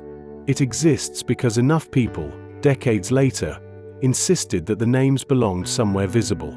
That insistence is itself a form of argument, that the people who passed through that room were not data points, that the record of what was done should carry their identities alongside the results it produced, that a program which selected its subjects partly because of their anonymity within the medical system should not be allowed to leave them anonymous in the historical record. The names are there now. The radiation report, the one that described their tolerance levels and their immune responses and the speed of their deterioration, was written for other purposes. The memorial was written for them. The Holmesburg Prison Experiments. In 1951, a dermatologist from the University of Pennsylvania named Albert Kligman walked into Holmesburg Prison in Philadelphia for the first time. He later described what he saw in terms that have become one of the most cited and most disturbing quotations in the history of medical ethics. Looking at the several hundred incarcerated men around him, he said he saw acres of skin. It was a statement about research opportunity. The men in the prison were not, in his framing, people with particular histories and particular rights. They were a surface, available for use. Kligman proceeded to use that surface for the next 23 years. With funding from pharmaceutical companies, cosmetics manufacturers, and the United States Army, he ran a program of human experimentation at Holmesburg that is remarkable for both its scale and its variety. Prisoners were exposed to dioxin, one of the most toxic components of Agent Orange, to test its effects on human skin. They were given experimental doses of psychoactive drugs, including LSD and other compounds, as part of research for the CIA and the Army. They were injected with radioactive isotopes. They had experimental skin creams and shampoos and deodorants applied to their skin, often in concentrations far exceeding anything that would reach a consumer, to establish safety thresholds for the companies funding the research. They were paid small amounts, typically a few dollars per procedure, which in the context of a prison economy represented a meaningful incentive. The payments did not constitute anything that a contemporary analysis would recognize as voluntary, informed consent. The range of substances tested at Holmesburg included many that the researchers knew to be hazardous. The dioxin study, conducted in the late 1960s at the request of Dow Chemical, involved applying concentrated dioxin directly to the skin of prisoners to observe how the compound caused a severe skin condition called chloracne. The prisoners who participated in that study developed lasting skin conditions and, in some cases, internal organ damage. The research was valuable to Dow Chemical in helping it understand a liability it was facing regarding its manufacturing process. The prisoners who provided the data received a few dollars and carried the consequences. The consent procedures at Holmesburg were inadequate by any standard that applies the concept of consent with any seriousness. Prisoners were in an environment of total institutional control. The pressure to participate came not from overt coercion in every case, though coercion was documented, but from the structural reality of prison life, in which access to better housing, better food, and small payments created incentives that were effectively impossible to weigh against experimental risk in any neutral way. Kligman was aware of the environment. He had chosen that environment precisely because it offered the kind of reliable, captive subject pool that he could not have assembled in any other context. The experiments at Holmesburg continued until 1974, when the practice of using prisoners as research subjects came under sustained public and regulatory scrutiny following a series of reports on prison experimentation nationally. Kligman's work was not the only program of its kind, but it was among the largest and the most varied. He went on to a distinguished academic career. He is credited with developing Retin-A, a medication for acne and skin aging that remains widely used and that was developed partly through the research conducted at Holmesburg. The profits from that medication have been very large. The men whose skin Kligman used to develop it received nothing beyond the few dollars they were paid at the time. The story became broadly public in the 1990s through the work of Alan Hornblum, a journalist who had worked at the prison and who interviewed surviving participants and obtained documentation of the program. His reporting led to formal acknowledgement of the experiments by the city of Philadelphia. Several surviving participants sought legal redress. The statute of limitations had expired on most of the claims, and the litigation was largely unsuccessful. Kligman died in 2010. His name appeared on the building at the University of Pennsylvania that housed the dermatology department he had built. The university removed his name from the building in 2021. Kligman's remark about acres of skin was not a slip. It was a description of how he understood the relationship between himself and the men he was studying, and that understanding shaped everything that followed from it. The men at Holmesburg were, in his framework, substrate. They were the biological medium through which scientific questions about pharmaceutical compounds and military agents could be answered cheaply and efficiently, without the complications that arose when you were working with people who had lawyers and family members and the ability to generate institutional inconvenience. That framing, and the research program it produced, was not operating entirely outside the norms of its era. Prison experimentation was widespread in the United States through the 1960s and into the early 1970s, supported by pharmaceutical companies, funded by government agencies, and largely ignored by the regulatory structures that nominally governed human research. Holmesburg was an extreme version of a common practice, not an anomaly within an otherwise clean system. When the practice ended, it ended because of sustained public pressure and new regulatory requirements, not because the institutions involved had reached an independent ethical conclusion. The companies that had funded Kligman's work did not return to renegotiate arrangements with the men they had paid for the use of their bodies. The regulatory shift that ended prison experimentation nationally did not retroactively address what had already been done. It simply stopped the practice going forward, leaving the men who had participated in the decades before the cutoff with no mechanism for accountability and no path to the kind of recognition that might have named what had happened to them for what it was. Kligman's university named a building after him. His research subjects were identified in his papers as case numbers and surface areas. The building kept his name for half a century after the experiments ended. Chester Southam and the cancer cell injections. In the summer of 1963, a physician named Chester Southam visited the Jewish Chronic Disease Hospital in Brooklyn, New York, with a specific research objective and a method for achieving it that he had been using for years. Southam was a virologist at the Memorial Sloan Kettering Cancer Center, and he had developed a technique for testing immunological responses in patients by injecting live cancer cells beneath the skin and observing whether the body rejected them. He had conducted these injections on cancer patients at Sloan Kettering, and he had reason to believe the procedure was safe. What he wanted to know was whether the immune suppression associated with cancer was specific to cancer patients, or whether it would appear in elderly patients who were debilitated for other reasons. To answer that question, he needed a population of sick but non-cancerous patients who could not easily refuse. The patients at the Jewish Chronic Disease Hospital were elderly, chronically ill, and largely dependent on the institution for their care. Southam and the hospital's director arranged for 22 patients to receive injections of live cancer cells. The patients were told they were receiving a test of their immune systems. They were not told the cells being injected were cancer cells. The word cancer did not appear in the consent process.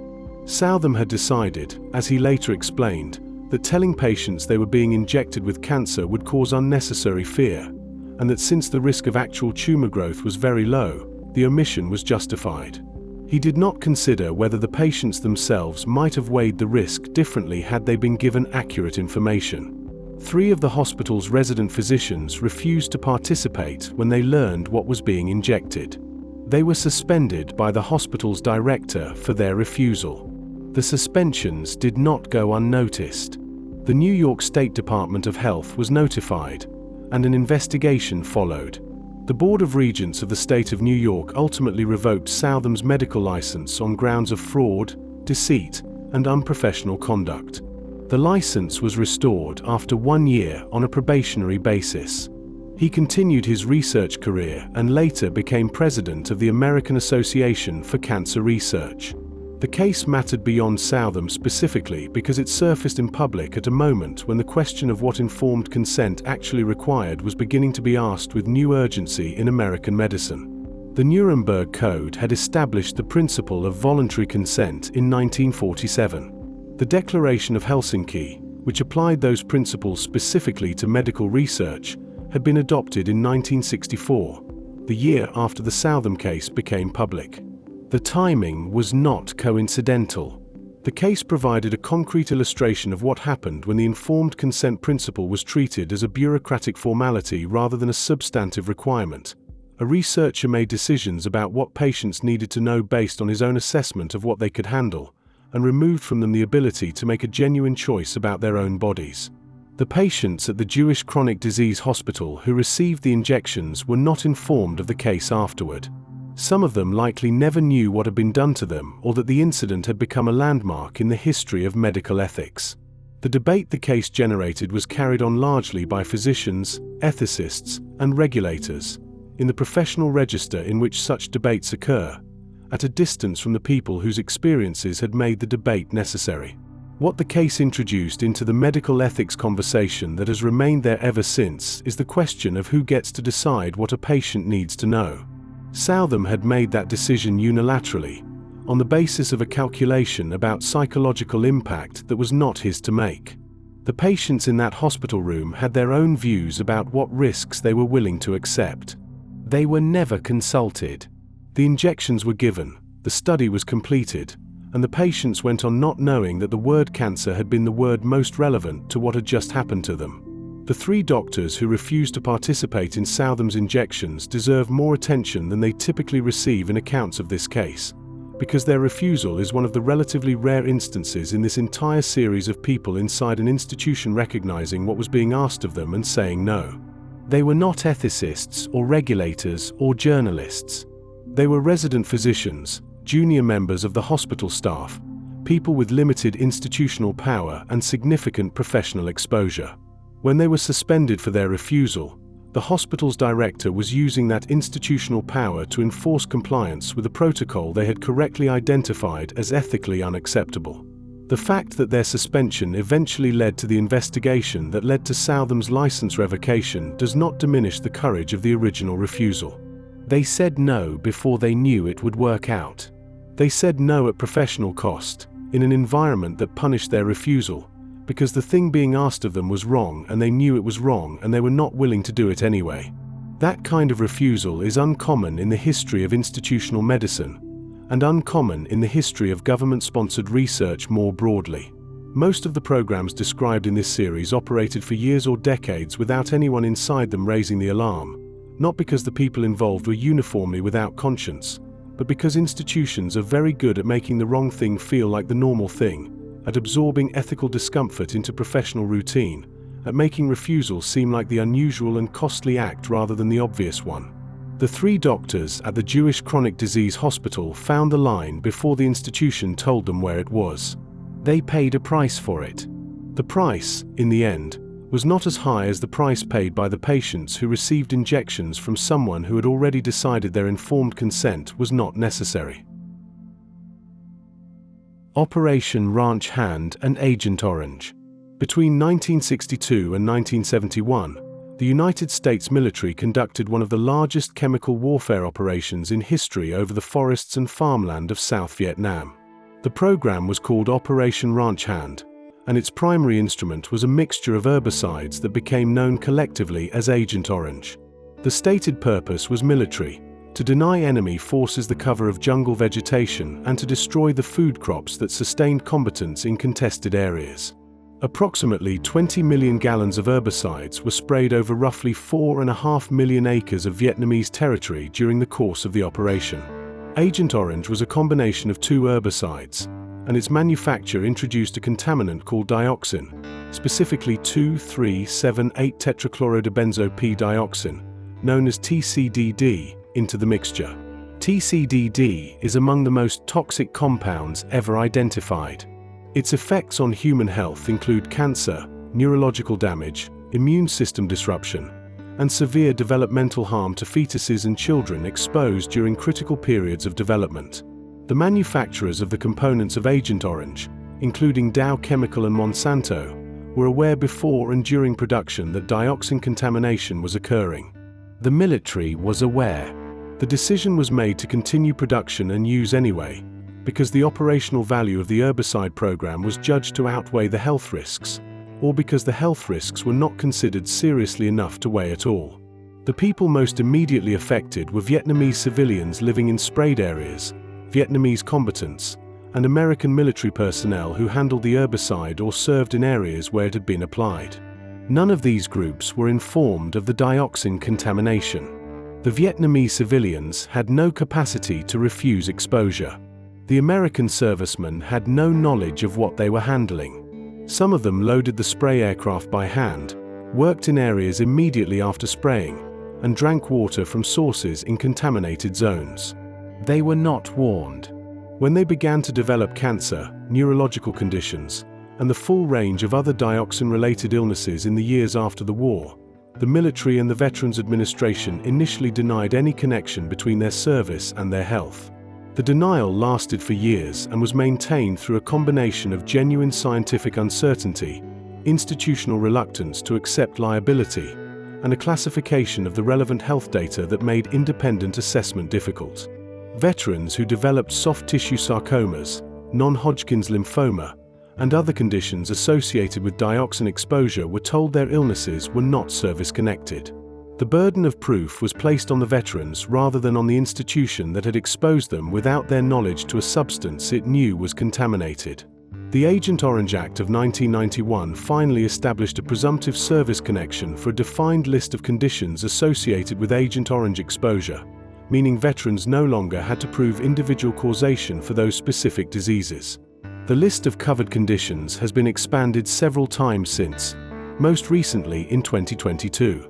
Each expansion has come after sustained advocacy by veterans groups and after evidence that the government's original approach to the issue had systematically underestimated the range of conditions caused by dioxin exposure. For the Vietnamese population, the reckoning has been slower and less complete. Estimates of the number of Vietnamese people directly harmed by Agent Orange exposure vary widely, but run into the hundreds of thousands when birth defects and multi-generational effects are included. The Vietnamese government has repeatedly sought compensation from the United States and from the manufacturers of Agent Orange. American courts dismissed a lawsuit brought by Vietnamese victims in 2005, ruling that the use of Agent Orange was not a violation of international law at the time of its use. The herbicide stopped being sprayed in 1971. The dioxin it deposited in soil and water in certain heavily sprayed areas remains measurable today. There is a dimension of the Agent Orange case that is distinct from most of the other programs in this series, and it is the question of scale. Most human experimentation involves a defined group of subjects, a researcher or institution that made decisions about who to include, and a protocol that can be examined and critiqued on its own terms. The Holmesburg experiments involved hundreds of prisoners. The Cincinnati radiation program involved 88 patients. The Guatemala Syphilis study infected approximately 1,400 people. Agent Orange affected millions. The shift in scale changes what kind of harm is being described. It moves from something that can be attributed to individual researchers and institutional failures into something that requires describing an entire military and industrial system, a set of decisions distributed across manufacturers, military planners, government officials, and regulatory bodies, none of whom bore individual responsibility for the full consequences and all of whom contributed to producing them. That distribution of responsibility is not an accident. It is one of the features that makes institutional harm at this scale so difficult to address. There is no Saul Krugman to suspend, no Albert Kligman to revoke a license from. There are companies that continued production, military commanders who approved continued use, regulatory bodies that deferred, and veterans administrators who denied claims for decades. Each of those actors made decisions that contributed to the outcome. None of them experienced consequences remotely proportionate to the harm. The dioxin is still in the soil in parts of Vietnam. The veterans who carried its effects in their bodies for decades after they came home have largely died. The 2022 expansion of the presumptive conditions list covered some of what was previously excluded. The Vietnamese plaintiffs, whose lawsuit was dismissed in 2005, received nothing. The manufacturers that produced the contaminated herbicide while knowing it was contaminated are still operating businesses. The Stateville Prison Malaria Experiments. In the early 1940s, malaria was killing more Allied soldiers in the Pacific and North Africa than enemy fire. The disease had no reliable treatment, and the Japanese occupation of regions producing quinine had cut off the primary supply of the only drug that worked. The American military needed an alternative antimalarial drug urgently, and it needed human subjects to test one.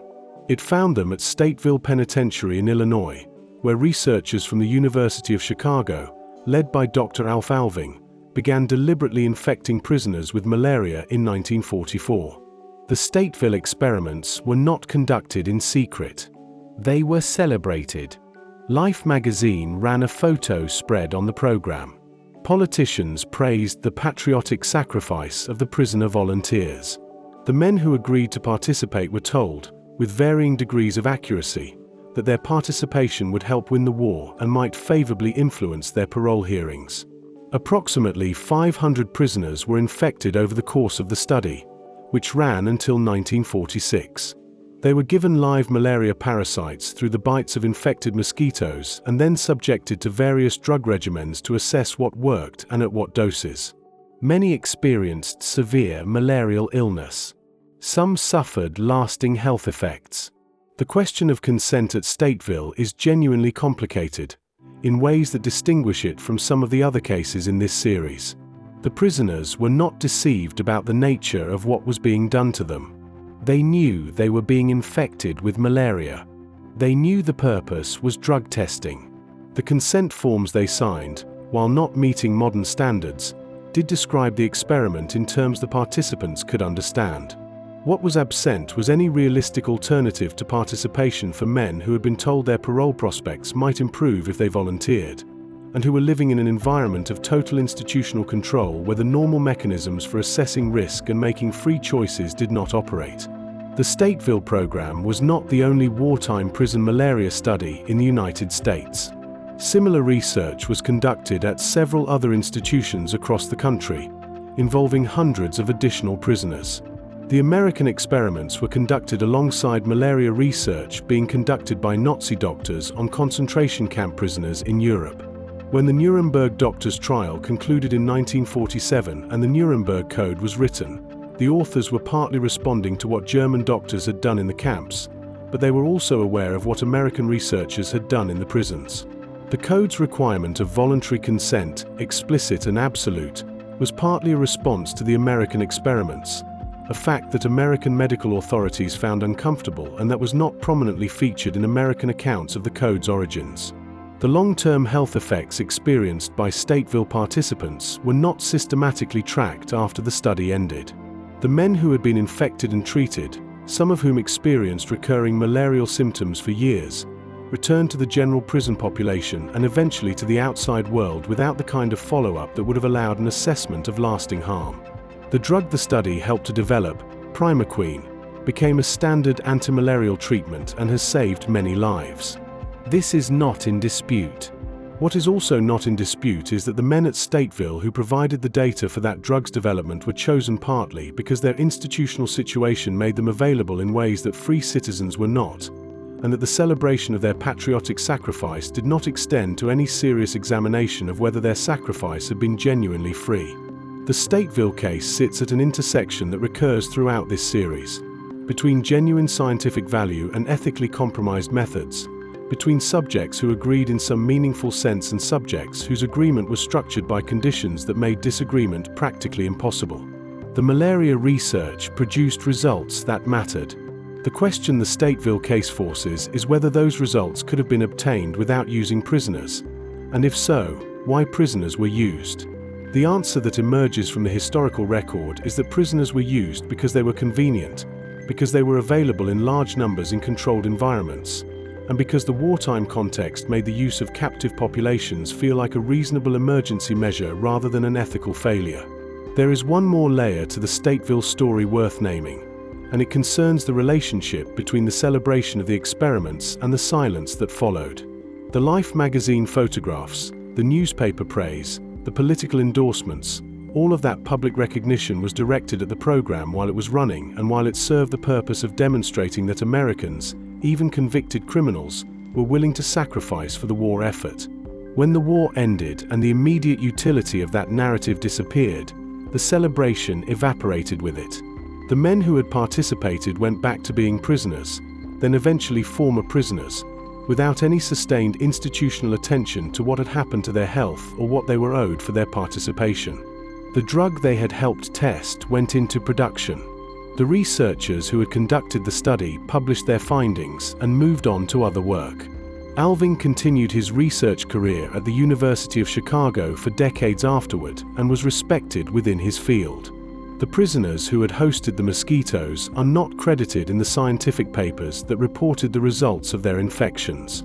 They are described as subjects, as participants, as the human material through which the pharmacological questions were answered, in the passive voice that scientific writing uses to describe things that are done to people rather than things people do. The Nuremberg Code, written in the same year the Stateville study ended, was in part a response to the recognition that this kind of research required a framework that did not yet exist.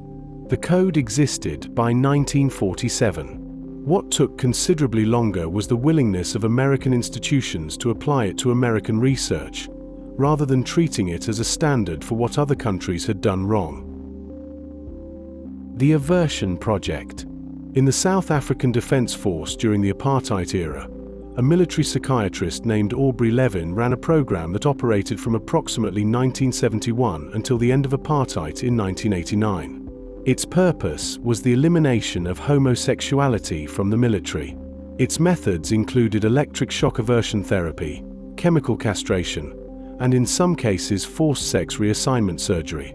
The program is known today as the Aversion Project, and the number of soldiers subjected to it is estimated at around 900. Though the classified nature of military medical records makes a precise count impossible. The Aversion Project operated within the military psychiatric apparatus at a base called Vuutreka-Higte, near Pretoria. Soldiers who were identified as gay, whether through their own disclosure, through reports from commanding officers, or through surveillance, were referred to Levin's unit rather than being discharged or court-martialed. The framing was medical rather than punitive. Homosexuality was classified as a disorder, the program was described as treatment, and the soldiers subjected to it were told they were being helped. The electric shock sessions, in which soldiers were shown images intended to provoke same-sex attraction and then given painful shocks, were conducted under the rubric of aversion therapy, a technique that had been used and debated in Western psychiatry for decades. The chemical castration involved the administration of hormonal drugs intended to suppress sexual drive. These were not treatments in any meaningful therapeutic sense. They were attempts to cause enough pain and pharmaceutical disruption to alter behavior, conducted on men who had not requested help and who could not easily refuse without facing the alternative of criminal prosecution. The forced sex reassignment surgeries are the most extreme element of the program and the least documented. Levin and other investigators into the program have confirmed that surgeries occurred, but the full number and the circumstances under which individual soldiers were subjected to them remain difficult to establish. The soldiers who underwent surgery had not sought it. The surgeries were presented to them as the appropriate medical response to their condition, in the context of a total institution where the physician held authority and the soldier had limited recourse. Some of those who underwent surgery were transferred out of the military after the procedure, into civilian life, in bodies that had been altered without their genuine consent and without the psychological support that would be considered essential to such a process under any defensible medical standard. The Aversion Project became publicly known in South Africa in 1999, a decade after the end of apartheid, through reporting by Mickey Van Zyl and a team of investigators who interviewed survivors and reviewed what documentation existed. The Truth and Reconciliation Commission had not specifically addressed military medical abuses, and the Aversion Project had not been part of the formal accounting of apartheid-era crimes. Levin, after the program became public, emigrated to Canada, where he practiced psychiatry in Calgary until 2010, when he was charged with sexual assault against patients.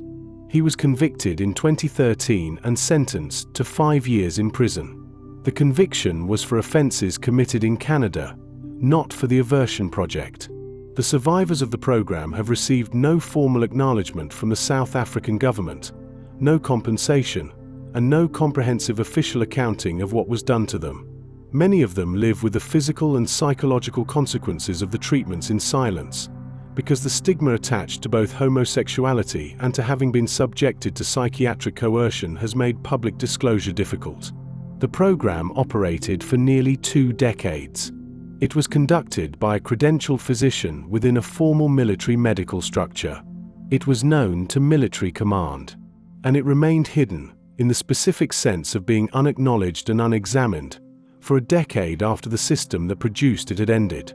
What the Aversion Project represents in the history of government-sanctioned medical harm is the use of psychiatric authority to enforce a political and ideological definition of normalcy, backed by the coercive power of a military institution. The soldiers who were referred to Levin's program had not committed crimes. They had not harmed anyone. They had been identified as different in a way the institution had decided was unacceptable, and the institution had then applied its full medical and disciplinary apparatus to change them, regardless of whether they wanted to be changed or whether change was in any sense possible. The harm was not an accident of a study that went wrong. It was the intended outcome of a program that worked exactly as designed. The detail that stays longest after reading about the Aversion Project is not the electric shocks or the drugs, though both are disturbing enough. It is the emigration. Levin left South Africa after the program became public and built a new career in Canada, practicing psychiatry in a different country with different patients, until his conduct in that new setting produced the charges that finally resulted in a conviction. The harm he caused in South Africa, during nearly 2 decades of a program that altered bodies and broke minds without consent, produced no legal consequence for him in South Africa and no extradition effort from Canada. He practiced for more than a decade in Calgary after the Aversion Project became known. The conviction that ended his Canadian career was for offences committed in Canada, separate entirely from what had been done at Vuutreka-Higte. The survivors of the Aversion Project have watched the one person most directly responsible for what was done to them live and work and face a different set of consequences for a different set of wrongs. That asymmetry between the magnitude of what was done in the military program and the absence of formal accountability for it is not unusual in this series. It is, in fact, one of the most consistent features of the cases collected here. The programs end. The people who ran them move on. The people who were subjected to them carry what was done to them in silence, or in public, or in bodies that were changed without their agreement, and wait for a reckoning that in most cases does not come. Project Shad. During the 1960s and into the early 1970s, the United States military conducted a series of tests on Navy ships and their crews that were classified and remained so for decades. The program was known as Project Shad, which stood for Shipboard Hazard and Defense. Its purpose was to assess the vulnerability of Navy ships to biological and chemical warfare attacks, and to evaluate the effectiveness of various defensive measures. The sailors aboard the ships used in these tests were not told what was being sprayed on them or released around them. They were told they were participating in training exercises. Some were not told anything at all. The substances used in Project Shad tests included nerve agents, biological warfare simulants, and other hazardous compounds. In some tests, actual chemical warfare agents were released in the vicinity of ships at sea. In others, simulants were used that were believed at the time to be harmless but have since been found to have significant health implications. The sailors who stood on the decks of those ships, who breathed the air around them, who handled equipment that had been contaminated, were exposed without their knowledge to materials that their government had determined were too dangerous to acknowledge. The tests were conducted across a range of locations in the Pacific and Atlantic, involving dozens of ships and thousands of sailors over the course of the program. The sailors were required to sign secrecy agreements. For decades after the tests, when veterans who had served on the SHAD ships began experiencing elevated rates of cancer, neurological disorders, and other serious health conditions, they could not tell their doctors what they had been exposed to because they had been legally prohibited from discussing it. Their physicians could not connect their conditions to their service history because the service history had been classified. The Veterans Administration denied claims on the grounds that the conditions were not service-connected, because the service-connected exposures that might explain those conditions were not part of the accessible record. The classification held until 2000, when Congress required the Department of Defense to identify and notify veterans who had participated in Project SHAD. The department's response was slow and incomplete. The list of identified participants took years to compile and was subsequently found to be significantly undercounting the actual population of veterans who had been exposed. Veterans groups reported that the notification process was inadequate and that many veterans had died before they were notified or before their claims could be processed. A Department of Defense study of the health effects of Project SHAD exposure, released in 2003, concluded that there was no evidence of significant long-term health effects attributable to the tests. The study was criticized by veterans groups and independent researchers for methodological weaknesses and for the difficulty of assessing health effects in a population whose exposure records were incomplete and whose classification had delayed health monitoring by decades. The VA eventually established a process for evaluating SHAD-related health claims, but the burden of proof remained complicated by the fact that the records needed to establish exposure had been withheld from the veterans themselves for their entire adult lives. What Project SHAD demonstrates, alongside the other military testing programs in this series, is the particular nature of the harm that classification inflicts on people who were used as research subjects without their knowledge. The exposure itself was one injury.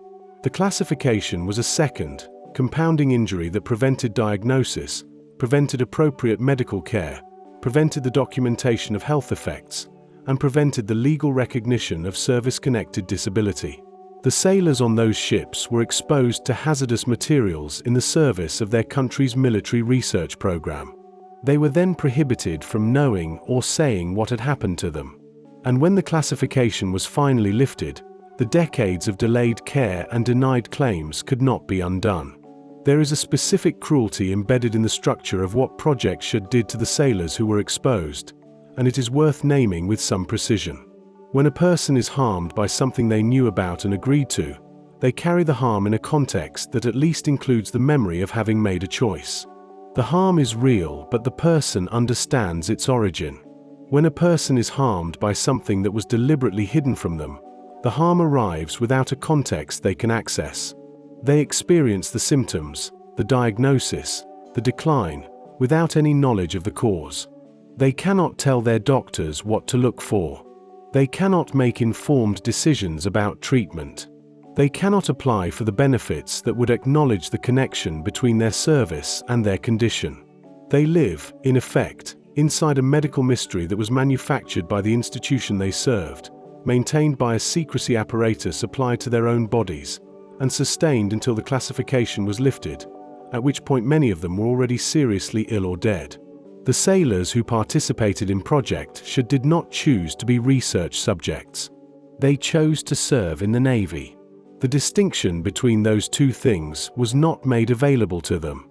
The exposure happened. The classification happened. And the decades during which they were denied the information that might have changed how they understood and managed their own health happened because someone, inside a system of institutional decision-making too diffused to produce a single accountable person, decided that the military value of the research justified withholding the fact of the research from the people on whom it had been conducted. That decision is not recorded as having been made by any particular individual. It is recorded, instead, in the health histories of the men who stood on those decks and breathed that air and came home not knowing what had followed them. The Soviet Poison Laboratory. Somewhere within the Soviet security apparatus, beginning in the 1920s and continuing for decades, There existed a laboratory whose function was to develop methods of killing people in ways that could not be detected. The facility was known internally by several names across different periods of Soviet history, including Laboratory No. 1 and, more informally, the Kamera, a Russian word meaning simply the chamber. Its work was not theoretical. The poisons it developed were tested on human beings, mostly prisoners who had been condemned to death and transferred to the laboratory for that purpose. Their deaths were the data. The laboratory operated under the authority of the Soviet Secret Police, the organization known at various points as the Cheka, the OGPU, the NKVD, and eventually the KGB. Its work served a consistent purpose across these institutional changes: to provide assassination tools that the Soviet state could deploy against enemies, defectors, and targets abroad in ways that would leave no traceable evidence. A perfect poison, from this perspective, was one that killed reliably, that produced symptoms consistent with natural causes, and that decomposed or dispersed in the body quickly enough to evade any autopsy that might be performed. The laboratory's purpose was to engineer death that looked like something else. The most documented director of the laboratory's human testing program was Grigory Marinovsky, a physician and toxicologist who ran the poisoning experiments in the 1930s and 1940s.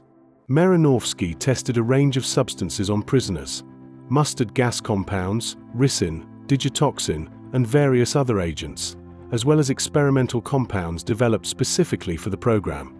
The testing procedure involved administering a substance to a prisoner in a controlled setting, observing the effects, documenting the progression of symptoms, and recording the dose and time required to produce death. The prisoners were brought from Lubyanka prison and were not told the nature of what was being administered. They were told they were receiving medication. The testing continued until the substance killed them or until the researchers determined it was not sufficiently effective for operational use. The number of people killed in the Kamera experiments is not precisely known. Soviet records from this period are incomplete, selectively preserved, and in some cases deliberately destroyed. Estimates from researchers who have studied the available documentation suggest that hundreds of prisoners were subjected to the testing program over its operational decades. Some accounts suggest the number is higher. The uncertainty is itself a product of the system. A laboratory whose entire purpose was to produce death that left no evidence was not designed to leave evidence of its own operations either. Marinovsky was eventually arrested in 1951, during one of the periodic purges that swept through the Soviet security apparatus, and sentenced to 10 years in a labor camp. He was not convicted for the experiments themselves. He was convicted of possessing state secrets illegally and of abusing his official position, charges that touched the edges of what he had done without naming it directly. He was released in 1961 and spent the rest of his life attempting, unsuccessfully, to have his scientific achievements recognized and his pension restored. He died in 1964. The laboratory he had run continued in various forms after his arrest. The Soviet Union's assassination program, and the chemical tools that supported it, did not end with Marinovsky's removal from it. The Kamera became more widely known in the West through defector accounts and through the work of historians who gained access to partially declassified Soviet archives after 1991. Its legacy extends directly into the present. The use of Novichok nerve agent in the poisonings of Sergei Skripal in the United Kingdom in 2018 and Alexei Navalny in Germany in 2020 employed compounds from a family of agents developed within the same Soviet military chemical research complex that descended from the Kamera's early work. The institutional lineage connecting a secret room in Lubyanka in the 1930s to an assassination attempt on a train in Siberia in 2020 is not unbroken, but it is traceable, and it runs through the same logic, that the state has the right to kill in secret, and that science can be put in the service of making that killing invisible. The Kamera represents one of the cleaner illustrations in this entire series of a government treating human beings purely as technical instruments. There is no ambiguity of intent, no scientific benefit to weigh against the harm, no argument from wartime necessity that holds up under any serious examination, and no therapeutic fiction of the kind that allowed researchers at Willowbrook or Cincinnati to tell themselves they were helping their subjects. The prisoners who were brought to the laboratory were brought there to be killed by controlled means so that the manner of their killing could be documented. The documentation was the product. The prisoners were the material from which it was extracted. This is not a case where research ethics became corrupted or where a legitimate scientific program overstepped its boundaries. It is a case where the state decided, as a matter of institutional policy, that certain people's lives existed for the purpose of generating operational knowledge about how to end other people's lives. The prisoners selected for the program were already condemned. That fact was used to justify what was done to them, on the logic that people who are going to die anyway can be killed in ways that are scientifically useful. The logic is not unique to the Soviet system. It appears in the Nazi medical experiments, in some of the Unit 731 research, and in various less extreme forms across many of the cases in this series. What it shares in all these contexts is the same foundational move, the decision that a particular group of people has been removed from the category of those whose deaths require justification, and can therefore be used to answer questions that would otherwise be unanswerable. The KAM era made that move explicitly, systematically, and with the full institutional authority of the Soviet state behind it. The chamber had no windows. No one outside it needed to know what was happening inside. The Fernald School radiation experiments. In the late 1940s and early 1950s, researchers affiliated with MIT and Harvard conducted nutritional studies at the Walter E. Fernald State School in Waltham, Massachusetts, a residential institution for children with intellectual disabilities. The children who participated in the studies were told they were joining a science club. Their parents received letters explaining that the children would receive a special diet and inviting them to sign consent forms. The letters did not mention that the special diet would include radioactive tracers. They did not use the word radiation at all. The studies were funded partly by the Atomic Energy Commission, which wanted data on how radioactive isotopes behaved in a human body, and partly by the Quaker Oats Company, which wanted to understand how nutrients from breakfast cereal were absorbed compared to nutrients from competing products. The children at Fernald were fed oatmeal laced with radioactive iron and calcium. Researchers then tracked how the isotopes moved through their bodies. The children received small doses of radiation, doses that were not expected to cause immediate harm, but whose long-term effects in developing bodies were not known at the time and were not disclosed to the children or their families. The consent process was structured around what the researchers and the institution chose to include and what they chose to omit. The letters sent to parents described participation in general terms that conveyed a sense of special treatment and privilege rather than experimental risk. Children in the science club received field trips and extra food. The framing of the study as a club, as an honor, as something that set the participating children apart in a positive way, was not accidental. It was the recruitment mechanism. And it worked because the parents of children in state institutions for the intellectually disabled were accustomed to deferring to institutional authority, accustomed to being grateful for any special attention paid to their children, and had no particular reason to suspect that the attention being offered concealed a research agenda that had not been disclosed to them. The experiments were conducted without significant internal scrutiny. They produced the nutritional data the researchers and their corporate sponsor had sought. Quaker Oats used some of the findings in its marketing. The Atomic Energy Commission received the data on isotope absorption it had funded. The children at Fernald who had provided the experimental substrate grew up in the institution and eventually, those who survived long enough, left it, having spent years in a facility where their bodies had been used as research instruments without their knowledge and with a consent process designed to conceal that fact. The study became public in 1993, when investigative reporting by the Boston Globe described it as part of a broader series of Cold War-era radiation experiments on human subjects.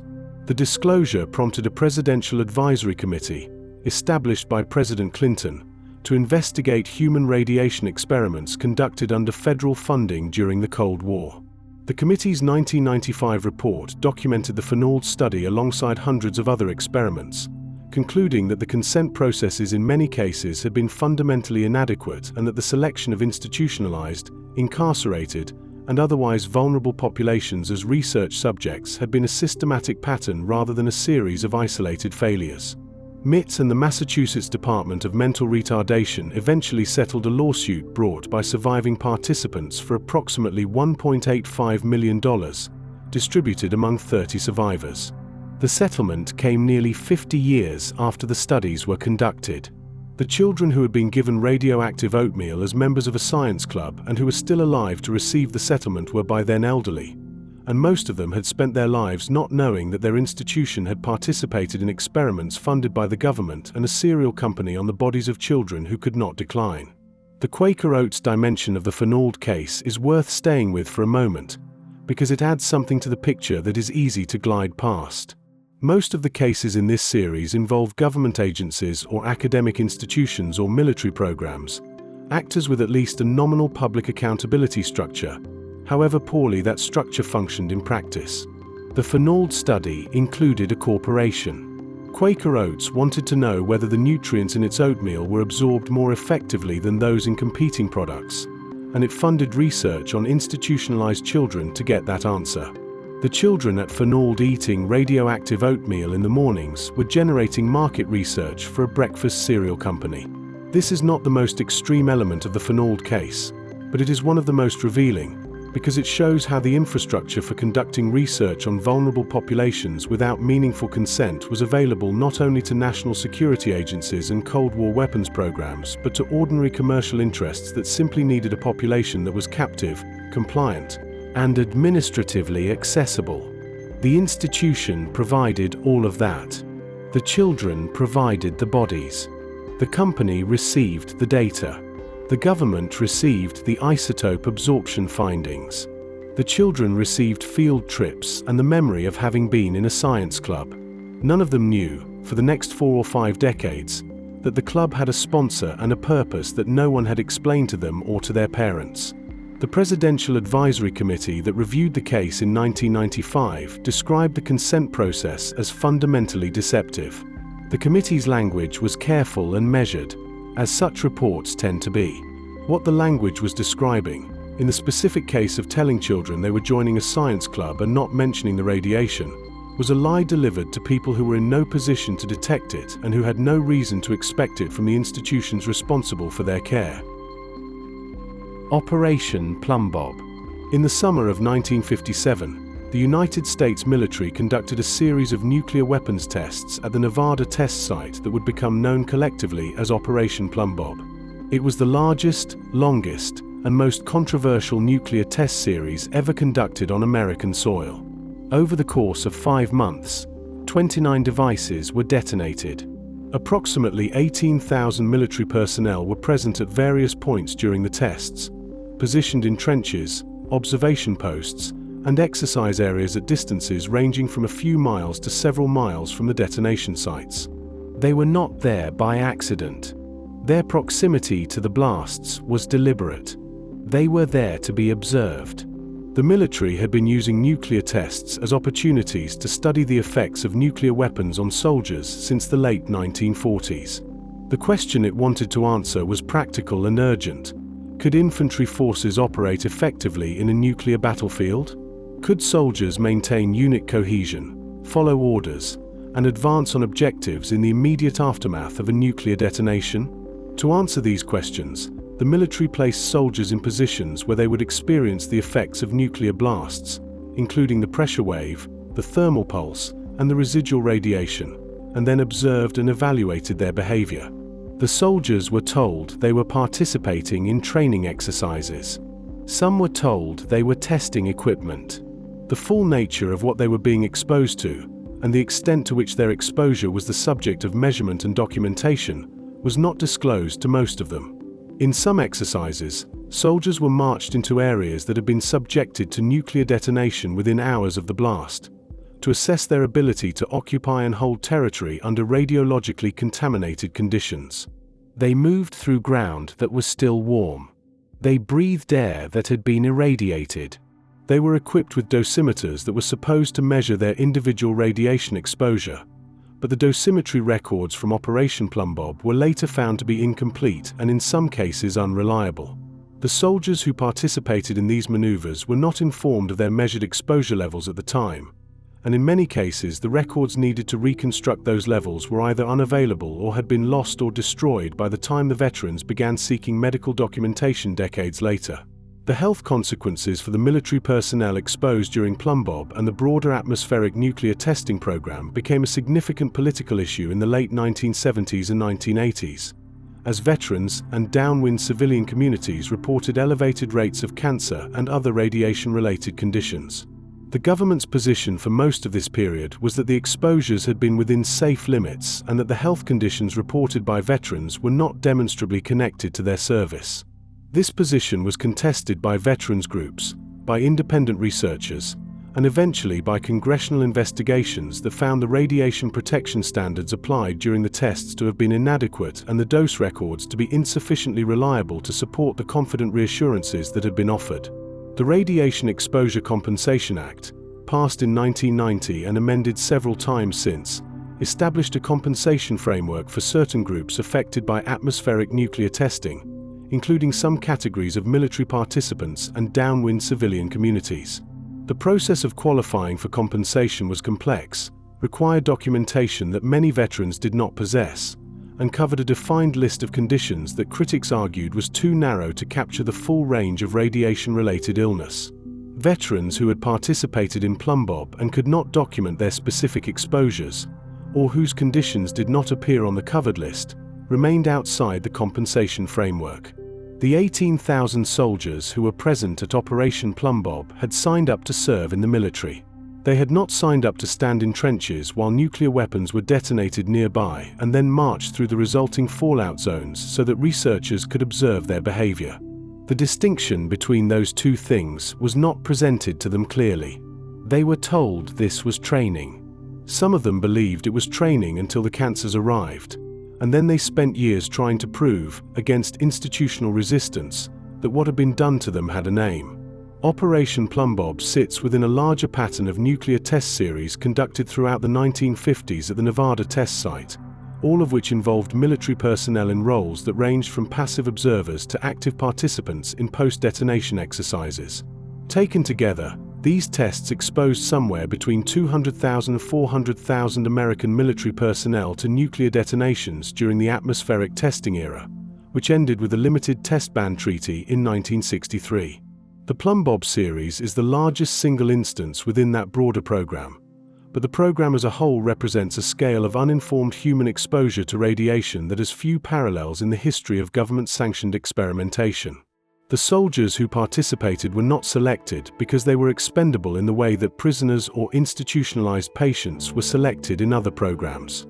They were selected because they were soldiers, because being ordered into proximity to dangerous things was part of the institutional contract they had signed, and because that contract was flexible enough, within the culture of the Cold War military, to include standing in a trench in the Nevada desert while a nuclear device detonated a few miles away. The flexibility of that contract was not something most of them had understood when they signed it. They had understood that they might be sent into combat. They had understood that military service involved physical risk. They had not understood that their government had a specific research interest in how they would perform and survive in a nuclear environment, and that satisfying that interest was one of the reasons they were standing in that particular trench on that particular morning, watching the horizon for the flash. Project Artichoke. Before MKUltra, there was Project Artichoke, the CIA program that became the most famous example of government-sponsored mind control research did not emerge from nothing. It grew out of a series of earlier programs, of which Artichoke, running from approximately 1951 to 1956, was the most operationally focused and the most directly concerned with a question that MKUltra would later inherit. Could a human being be made to act against their own will, and could the evidence that they had been manipulated be removed from their memory afterward? Artichoke was not primarily a research program in the academic sense. It was an operational capability development program. The CIA wanted practical methods for interrogating foreign agents, for extracting information from prisoners who would not cooperate, and for creating what the program's documentation referred to as an operative who would be fully resistant to interrogation if captured, having been conditioned to have no accessible memory of what they knew or what they had been directed to do. The research included hypnosis, drug administration, sensory deprivation, prolonged isolation, and various combinations of these techniques applied to subjects who were in most cases prisoners, defectors, or foreign nationals held at overseas locations where American legal constraints had limited application.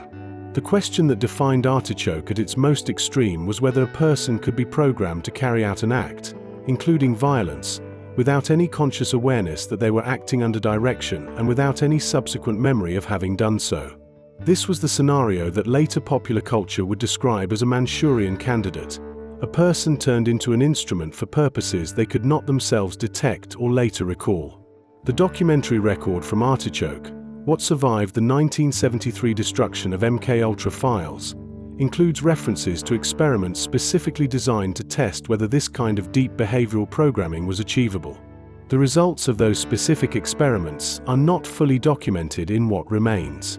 The subjects used in Artichoke experiments were in no position to object. The program operated through a network of safe houses and detention facilities outside the United States, using individuals who had been identified as double agents, as captured foreign intelligence operatives, or simply as people who were available and whose disappearance into an experimental program would not attract attention. Some subjects were given barbiturates combined with stimulants in sequences designed to produce states of profound psychological vulnerability. Some were subjected to extended hypnosis sessions during which post-hypnotic suggestions were implanted. The goal was not their well-being. The goal was the development of a technique that could be reliably deployed. Artichoke was succeeded by MKUltra in 1953. Though the two programs overlapped for several years and shared personnel, methods, and institutional infrastructure. The transition was partly administrative. MKUltra was a broader and better funded program that absorbed Artichoke's objectives while expanding them to include the full range of behavioral research that Sidney Gottlieb and the CIA's technical services staff pursued throughout the late 1950s and 1960s. The specific Artichoke files were among those destroyed by Richard Helms in 1973. What remained was reconstructed from financial records and from the accounts of individuals who had participated in or had knowledge of the program. The Artichoke program is, in some ways, the most difficult to assess in this series, because its most extreme experiments are the ones for which documentation is the most sparse.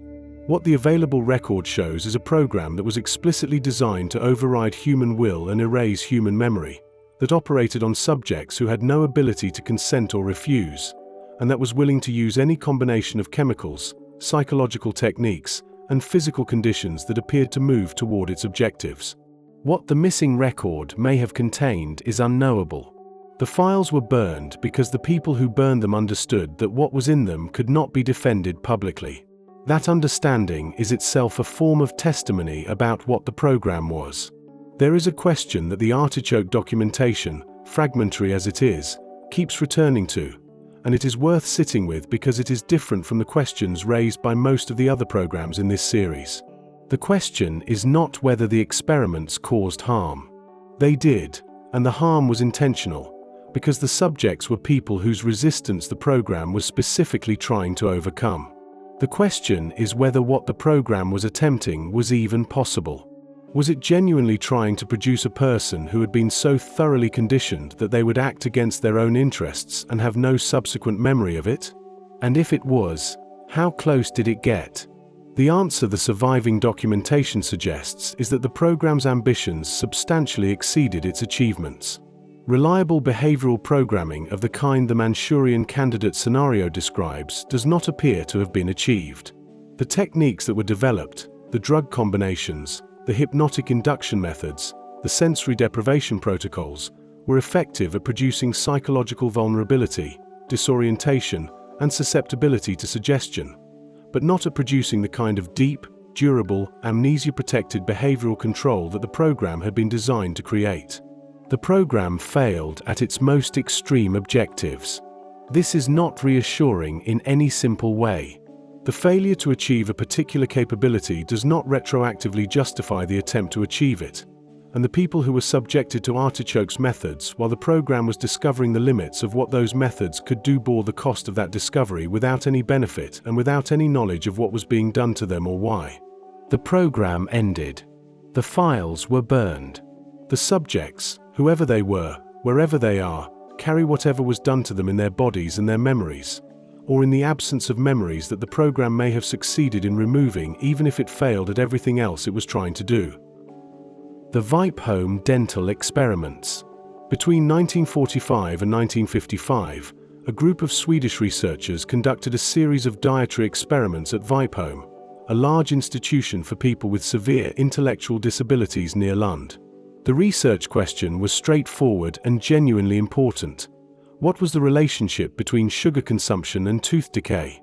The answer was not known with precision, and the dental health implications of a clear answer were significant. The researchers chose to find that answer by feeding the patients at Vipe Home controlled quantities of various sugary foods and observing what happened to their teeth.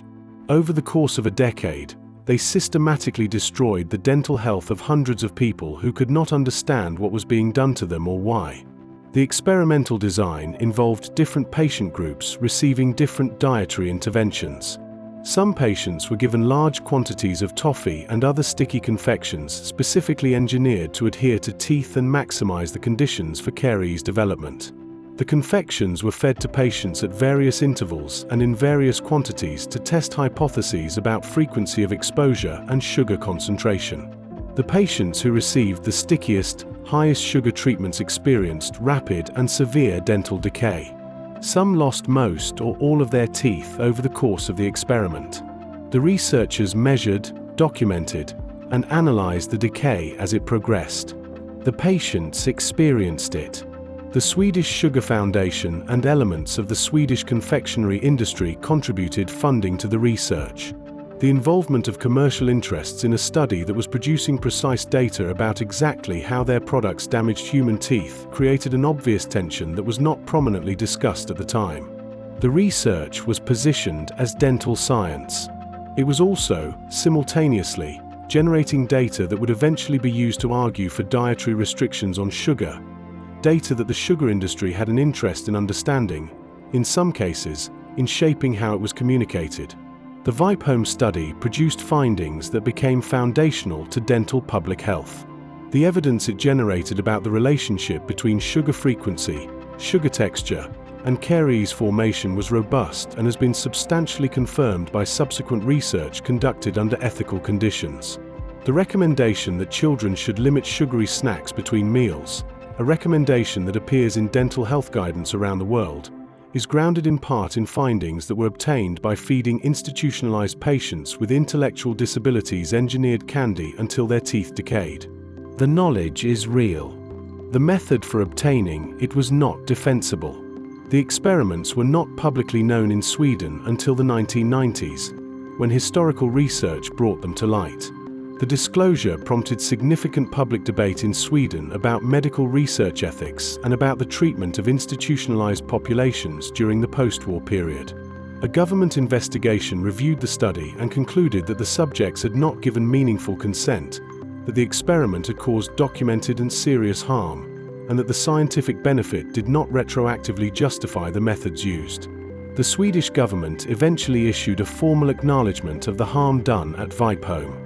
The patients who had participated in the experiments, those who were still alive when the disclosure occurred, were elderly by then. Their dental histories, the records of what had been done to their teeth in the name of dental research, existed in the scientific literature as data.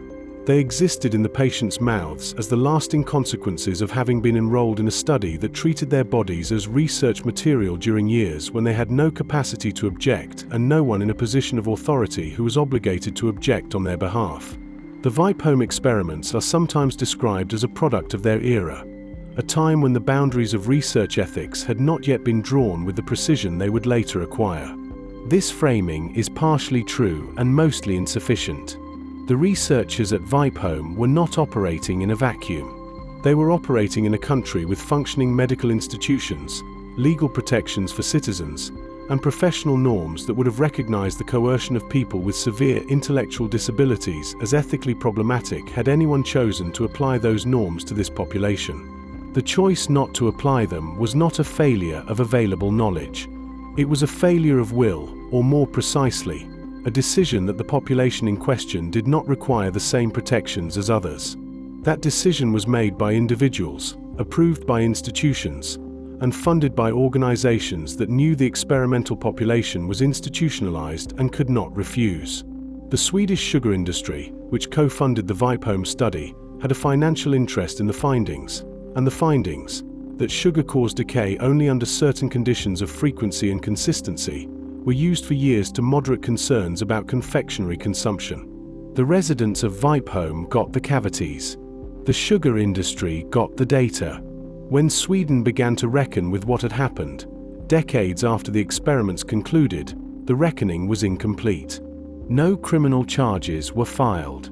No direct compensation was paid to surviving participants. The institution had closed by then, and many of the people who had been subjects were dead. What remained was the record of what had been done and the question of what it meant that a democratic welfare state, one of the most progressive in the world by its own assessment, had done it. The physical evidence of what was done at Vipome is preserved in dental records that were never meant to serve as testimony. The photographs and charts documenting the progression of decay in each subject were research tools. They have since become something closer to an archive of harm. Each tooth in each image represents a person who was given no choice, whose body was used to answer a commercial question, and who was returned to institutional life without explanation or treatment of the damage that had been induced. Dentistry as a discipline has since incorporated the Vipome findings into its understanding of caries development, citing the study in textbooks and journal articles without always foregrounding what the conduct of that study required of its participants. The knowledge was extracted. The extraction is rarely the focus. Operation Big City. In the spring of 1966, the United States Army released zinc-cadmium sulfide into the air over several American cities. The operation was not announced. The residents who breathed the aerosol cloud as it passed over their neighborhoods were not informed, not afterward, and not for decades. The program was part of a long series of open-air biological and chemical simulant tests conducted by the Army throughout the 1950s and 1960s. But Operation Big City, the name applied to the urban phase of these releases, remains one of the most striking examples of a government's willingness to treat civilian populations as subjects in experiments they knew nothing about. The Army's justification was preparedness. Cold War planners were genuinely concerned about the possibility of a Soviet biological weapons attack on an American city, and they wanted to understand how an airborne pathogen would disperse through dense urban environments. They needed data on how wind currents moved through street-level geography, how a substance released in one borough would travel to another, how quickly a cloud would thin or concentrate as it moved through crowds. The only way to get that data, they concluded, was to release a substance in real cities under real conditions. Zinc-cadmium sulfide was chosen as the simulant because it was small enough to behave like a biological particle and because it could be tracked with fluorescent detectors. The Army's position was that the substance was safe. That position was not as secure as it was presented. Cadmium is a toxic heavy metal. At high doses it causes kidney damage and lung disease, and its carcinogenic properties were known in the occupational health literature before the Army began its urban tests. The Army's safety assessments used exposure estimates that assumed the substance would be rapidly diluted once released. What the assessments did not account for was concentration patterns in the specific environments being tested, or the cumulative effects on people who happened to be at the wrong intersection at the wrong time. The people on those streets had no way to modify their exposure or even to know it was occurring. The St. Louis releases are among the most documented. Between 1953 and 1954, and again in the early 1960s, the Army released zinc-cadmium sulfide over low-income and predominantly black neighborhoods in the city. Researchers have since raised questions about whether the targeting of these neighborhoods was incidental or deliberate, whether populations with limited political power were consciously chosen because they were less likely to notice or to resist. The Army's internal documents show that site selection involved calculations about population density and atmospheric conditions, but the question of whether demographic factors influenced those calculations has not been definitively answered. The neighborhoods that were most heavily exposed were the ones least equipped to seek accountability afterward. The full scope of the Army's domestic testing program extended well beyond St. Louis and New York. Tests were conducted in Minneapolis, in San Francisco, where the Navy had separately released Serratia marcescens bacteria into the fog, and in a number of other locations. In some cases, the simulants used were later reclassified or found to carry risks that had been minimized in the original safety evaluations. The people exposed to these releases spent years, and in some cases lifetimes, without any knowledge that they had been part of a government experiment. The Army did not acknowledge the full extent of the program to Congress until 1977. Community health advocates in St. Louis have continued to push for epidemiological studies of the affected populations, arguing that the long-term health consequences of cadmium exposure are still not fully understood for the specific communities that were tested. Those studies have not been completed. The archive of what was done is available. The accounting of what it cost the people who were exposed remains incomplete. Operation Big City sits within a pattern that is worth naming directly. The Army's domestic testing program was not a single rogue operation. It was a coordinated, institutionally approved series of experiments that continued for more than 2 decades and involved multiple branches of the military, multiple federal agencies, and multiple cities. At each stage, the program was reviewed by people who understood what was being done and approved its continuation. The civilians who were exposed were not considered at any stage of that approval process.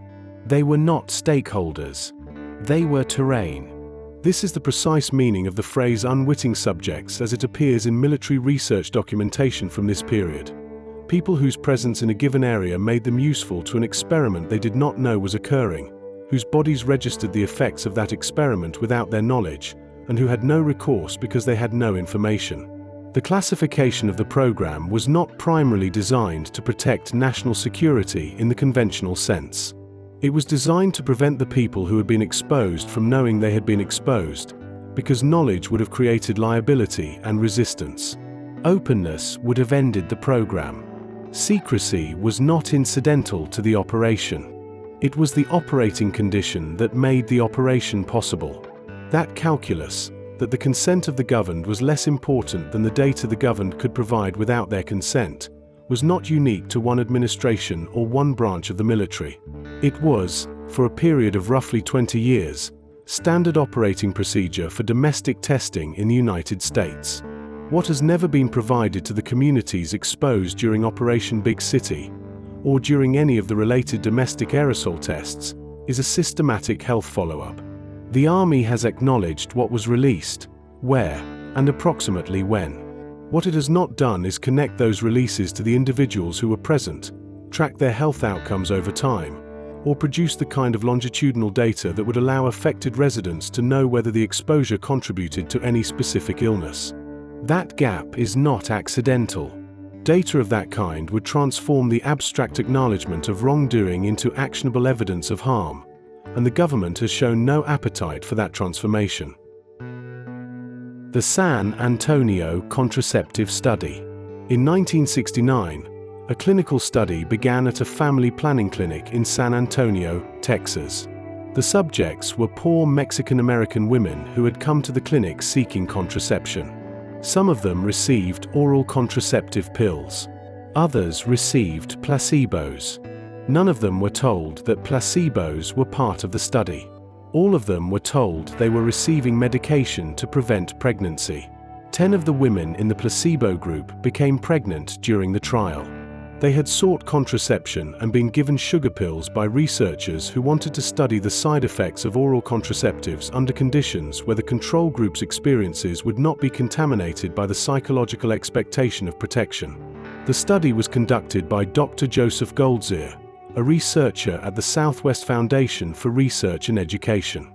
His interest was scientifically legitimate in a narrow sense, understanding how much of the nausea, headaches, and other side effects reported by women on the pill were pharmacological versus psychological. To answer that question cleanly, he needed a control group that believed it was taking the pill.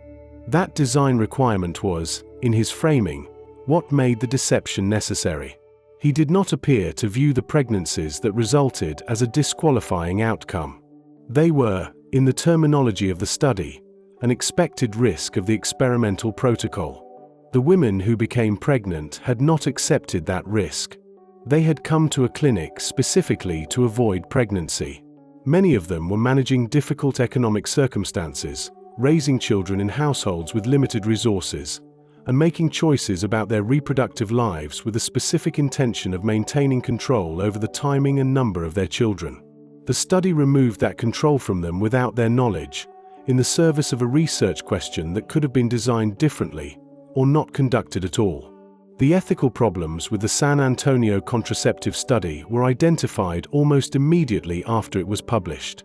Critics pointed out that the deception was not incidental to the design but central to it, and that the selection of low-income women of color at a public health clinic was not a neutral choice. The population was chosen because the researchers could access it. The women had come to the clinic in a position of need, and that need was used as a condition of access rather than as a reason for particular care. The same research could not have been conducted on a different population.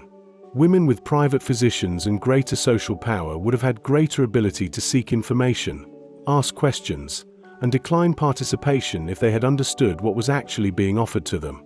The San Antonio study appeared in the same period as several other revelations about research conducted on minority and low-income populations without genuine consent. Tuskegee was disclosed in 1972.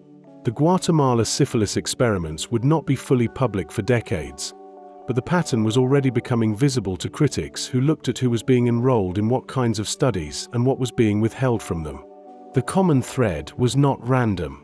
Researchers looking for cooperative populations with limited ability to challenge their procedures repeatedly found those populations in the same places: public health clinics, prisons, hospitals serving the poor, and communities without the political infrastructure to demand accountability.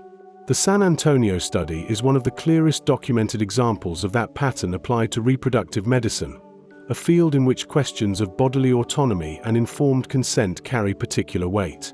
The Guatemala study was eventually held up as a case study in research ethics education, cited in bioethics courses as an example of how not to design a clinical trial involving human subjects.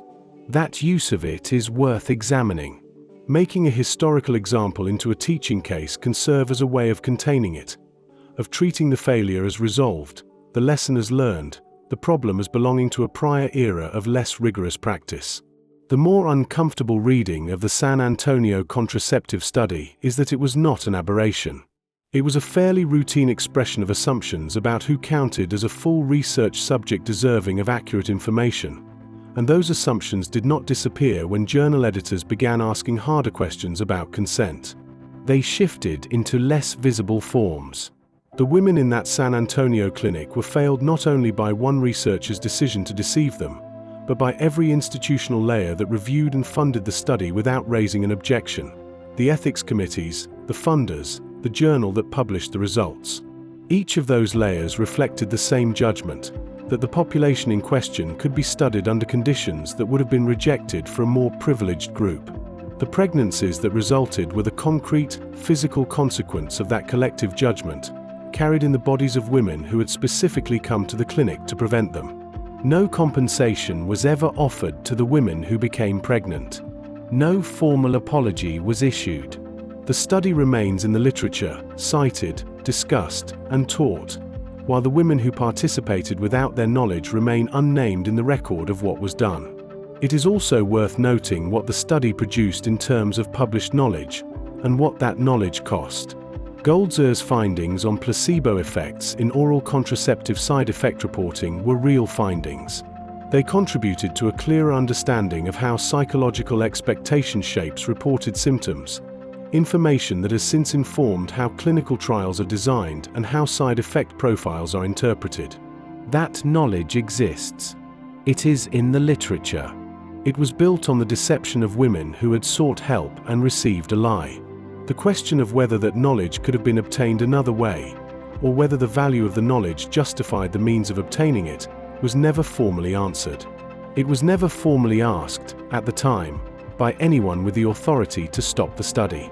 The women who became pregnant during the trial have that answer in a form no publication can contain. The Stanford Prison Experiment.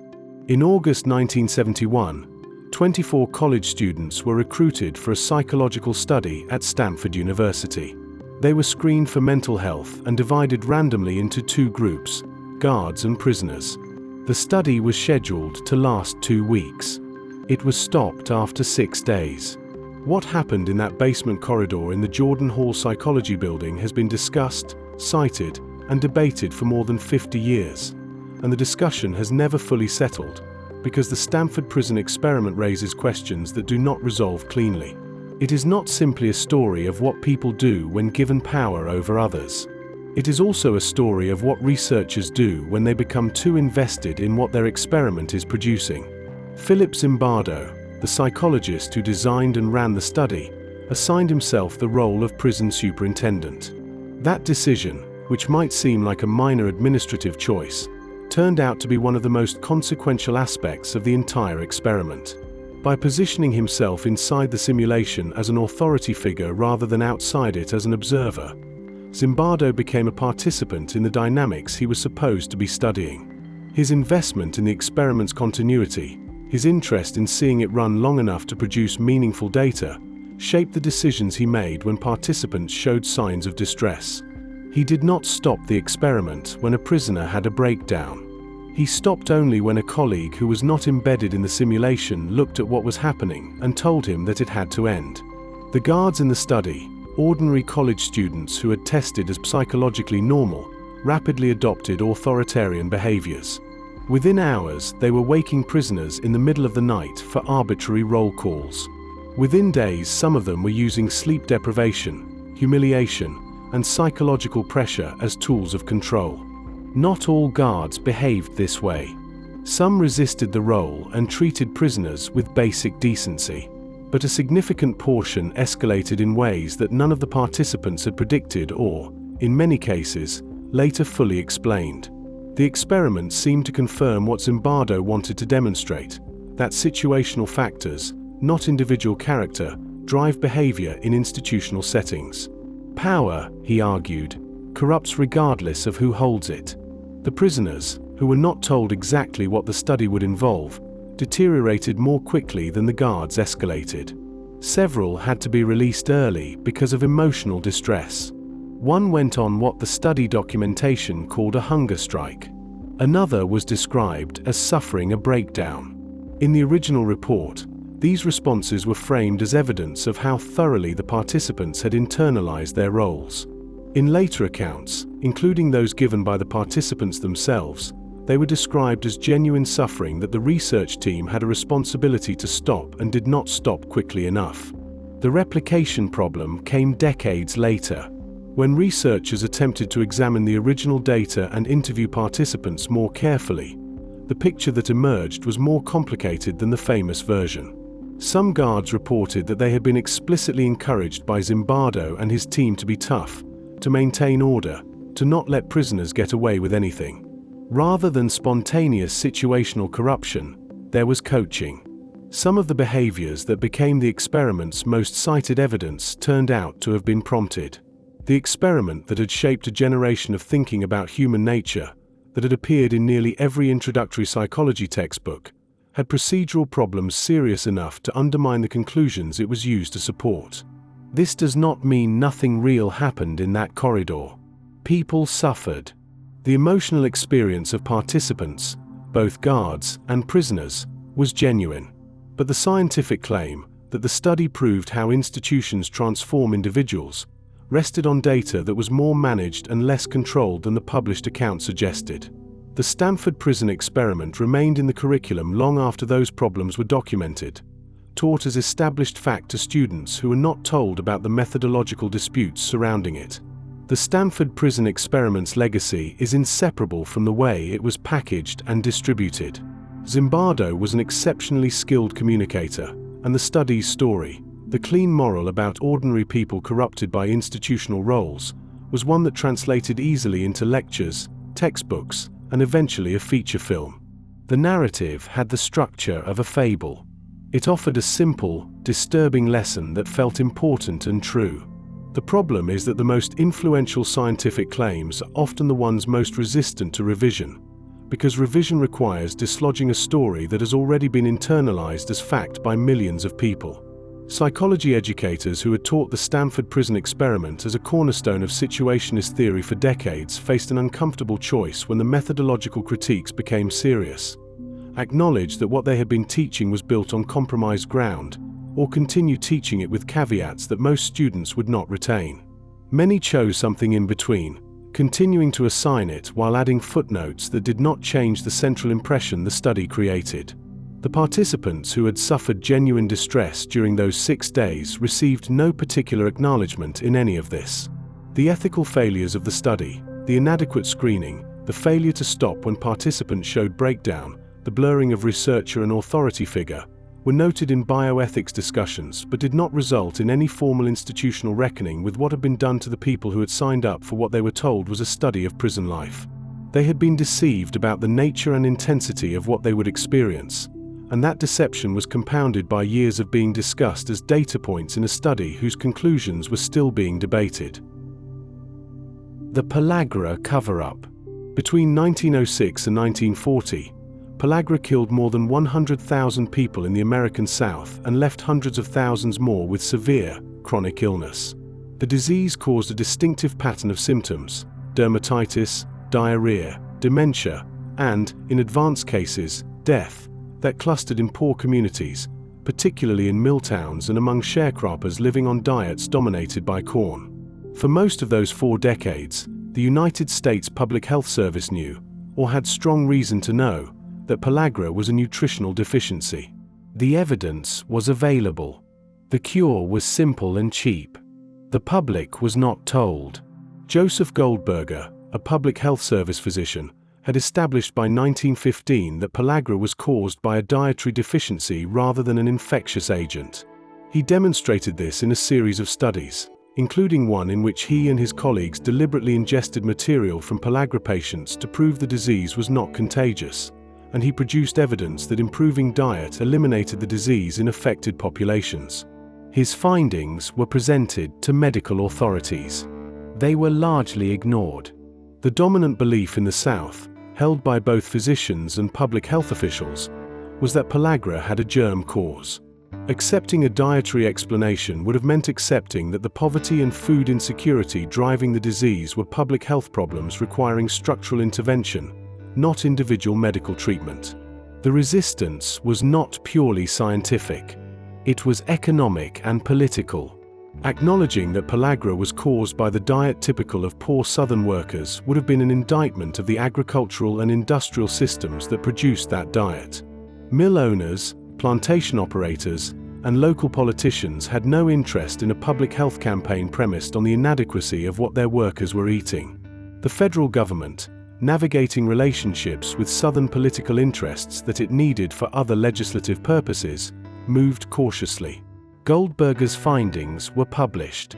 They were not acted upon with the urgency the death toll warranted.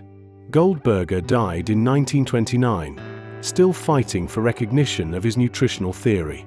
The deficient nutrient, niacin, a B vitamin, was identified by other researchers in 1937. By that point, the disease had been killing people in the American South for more than 30 years after the mechanism was understood well enough to prevent it. Fortification of food with niacin began shortly afterward and effectively ended the pellagra epidemic. The intervention cost very little. The delay had cost an enormous number of lives. The pellagra story is not a story of concealment in the same sense as some other cases in this series. There was no classified program, no deliberate experiment conducted on an unwitting population. What there was instead was institutional inertia, economic interest, and a failure of political will that allowed a preventable disease to continue killing poor people long after the means of prevention were available. The government did not cause the deaths by action.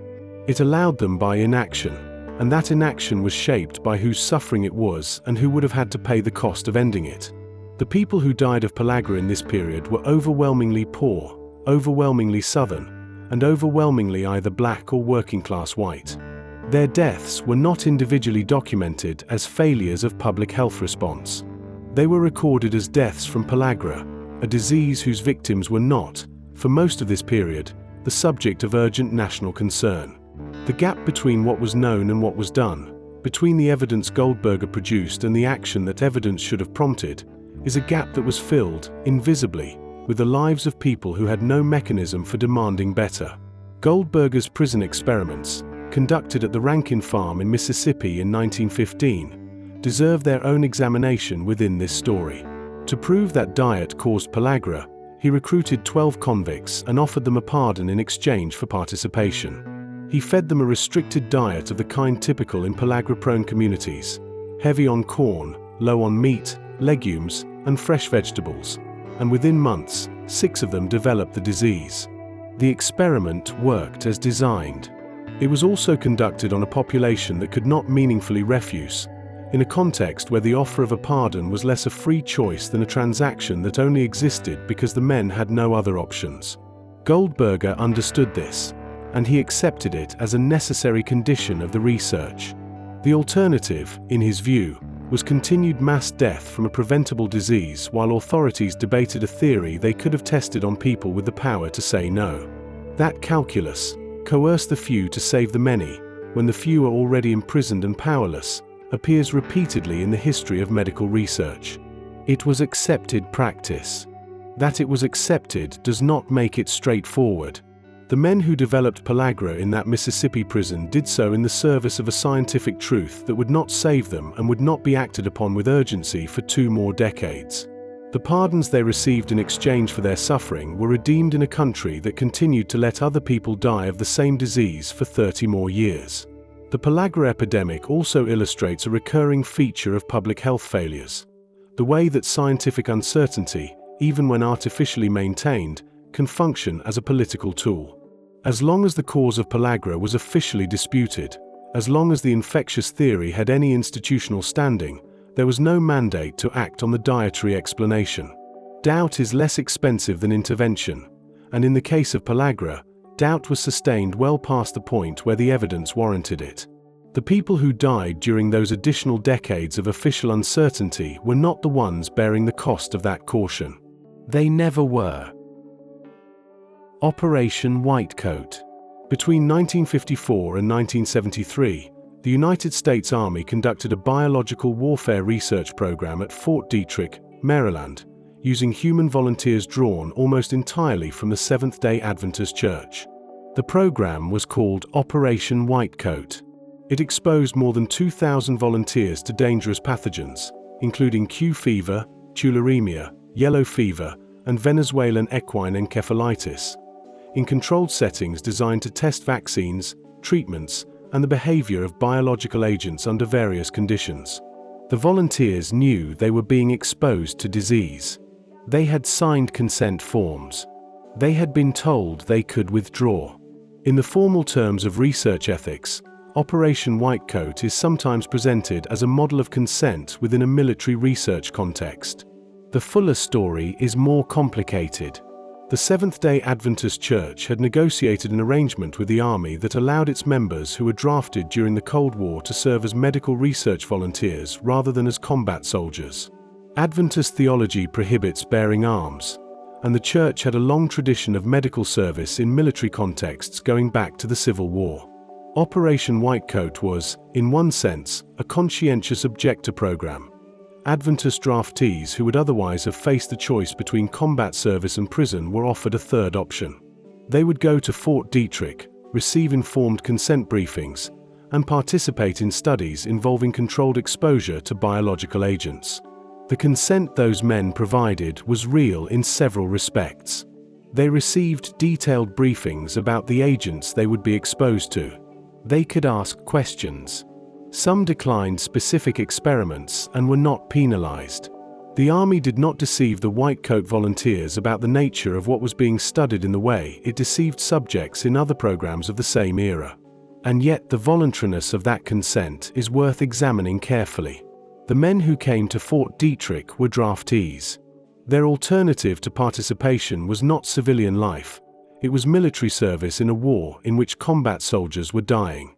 The offer was structured so that exposure to tularemia was the preferable choice relative to the available alternatives, and the men making that choice were 20 years old, subject to military authority, and members of a religious community whose leadership had endorsed the program and encouraged participation. The diseases the volunteers were exposed to were not trivial. Q fever produces severe flu-like illness that can become chronic. Tularemia, untreated, has a significant mortality rate. Venezuelan equine encephalitis causes inflammation of the brain. The volunteers were treated when they fell ill, and the program's safety record was notably better than many contemporaneous research programs. No white coat volunteer died as a direct result of an experiment, but a significant number of participants carried the effects of their exposures for years afterward, and the long-term health consequences for the cohort as a whole were not systematically tracked after the program ended. Operation White Coat was declassified in 1990.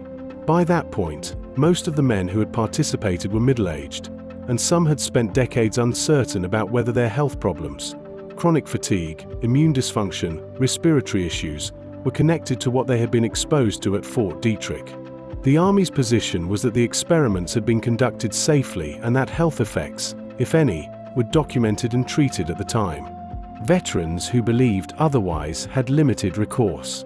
The records from their participation were held by the Army, access was inconsistent, and the burden of proving a connection between a specific exposure and a specific health outcome fell on men who had not been given the tools to make that case. The Adventist volunteers of Operation White Coat occupy an uncomfortable position in the history of military research ethics. They were not deceived in the way that MKUltra subjects were deceived, or ignored in the way that Tuskegee subjects were ignored. They were treated, by the standards of the time, with relative transparency. And yet they were selected because their religious convictions and their legal situation gave the Army a reliable supply of men who would accept risks that could not have been imposed on a genuinely free civilian population. The ethical category that Operation White Coat inhabits is one that does not have a clean name. It sits between full informed consent and overt coercion, in a space where the formal conditions of voluntary participation were met and the structural conditions of genuine freedom were not. The men who participated were not forced. They were also not free in any complete sense of the word.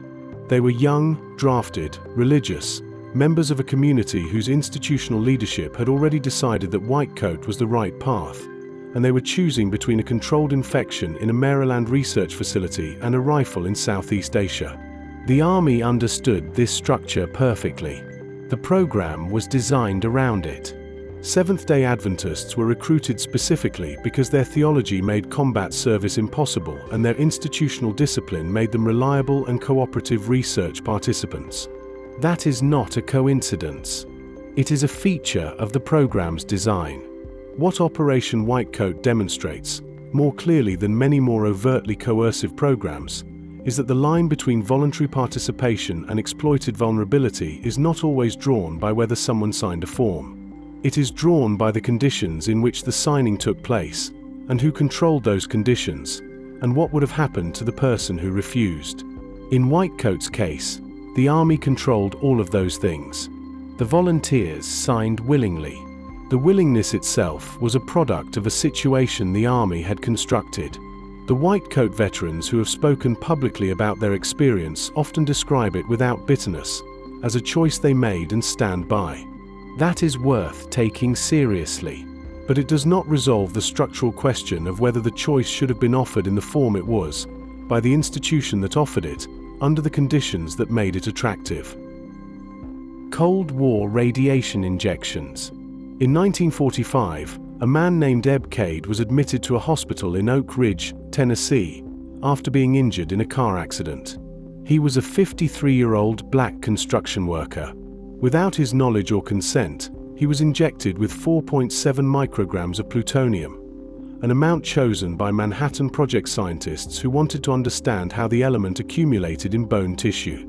Cade was one of 18 people injected with plutonium in the years immediately following World War II, part of a broader program of Cold War radiation experiments that eventually enrolled more than 16,000 Americans in studies they frequently did not understand and had not meaningfully agreed to. The plutonium injection program was among the most extreme expressions of a research culture that had developed during the Manhattan Project, where the urgency of wartime physics had produced norms about human experimentation that persisted long after the war ended. The scientists who designed these studies were not sadists. They were researchers working within an institutional framework that had decided, at the highest levels, that understanding radiation's effects on the human body was a national security priority, and that the people best suited to provide that data were people who were already sick, already institutionalized, or already in some condition that made them accessible and unlikely to cause complications. Patients in veterans' hospitals, prisoners, people with terminal cancer diagnoses, and residents of institutions for people with disabilities appear repeatedly across the radiation experiment records. They were chosen not randomly, but because they were available and because their capacity to resist or complain was limited. The experiments varied widely in design and in the level of risk they imposed.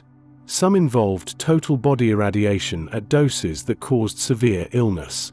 Researchers at the University of Cincinnati, funded by the Defense Department, exposed cancer patients to whole-body radiation doses that went well beyond what was considered therapeutic, primarily to study the physiological effects on otherwise healthy organ systems in the context of a body already compromised by disease. Patients and families were told these were cancer treatments. They were not informed that the research objectives were primarily military. Some patients died sooner than their disease alone would have predicted, and the research team's own internal documents raised concerns about whether the doses were causing additional harm. The full scope of the Cold War radiation experiments remained classified or simply unexamined until 1986, when Congressman Edward Markey released a report documenting several major programs. The deeper investigation came in 1993, when journalist Eileen Wellsome published a series of articles in the Albuquerque Tribune identifying by name some of the people who had been injected with plutonium, the first time many of their families had learned what had actually happened to them. The Clinton administration responded by commissioning the Advisory Committee on Human Radiation Experiments, which spent 18 months reviewing documents and interviewing survivors and family members. The committee's 1995 report ran to nearly 900 pages.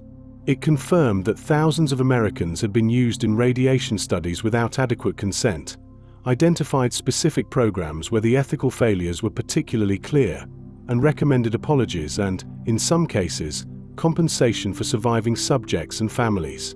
The apologies came. The compensation was limited. The survivors who were still alive in 1995 were elderly. Many of the subjects had died without knowing what had been done to them. Their families, when they learned, had to absorb the information without a context in which to place it. No official acknowledgement at the time of the experiments, no documentation given to the subjects or their doctors, no mechanism by which the people who had been irradiated could have known to connect their health problems to what had been injected or directed into their bodies. The government had kept those connections invisible for 50 years, and for 50 years the people who carried the consequences of those experiments carried them without a name. Eb Cade's case is worth staying with for a moment, because it contains in miniature almost everything that characterized the larger radiation experiment program. He was black, working class, injured and dependent on institutional medical care at a moment when that care was administered by people who saw him as a resource. The scientists who injected him with plutonium were not anonymous. Their names are in the documents. They made a calculation that the data his body could provide was worth more than the information he was owed about what was being done to him, and they acted on it without apparent difficulty. Cade was never told what had happened. He left the hospital after several months and died of heart failure in 1953, 8 years after the injection. His family did not learn what had been done to him until Eileen Wellsome identified him by name in 1993, 48 years after the fact. The scientists who injected him had retired, died, or moved on. The data his body had provided was filed in classified documents and used to inform safety standards for nuclear workers, standards that protected other people from the levels of plutonium exposure that Cade and the other 17 subjects had been given without their consent. The safety of the nuclear workforce was, in part, built on what had been learned from people who were never asked if they were willing to provide that education. That structure, the invisible debt that public health knowledge owes to unconsenting research subjects, runs through much of the history this series has documented. The radiation experiments make it unusually visible, because the records survived, the names were recovered, and the advisory committee did the work of connecting specific people to specific doses on specific dates. Most of the time, that connection is never made.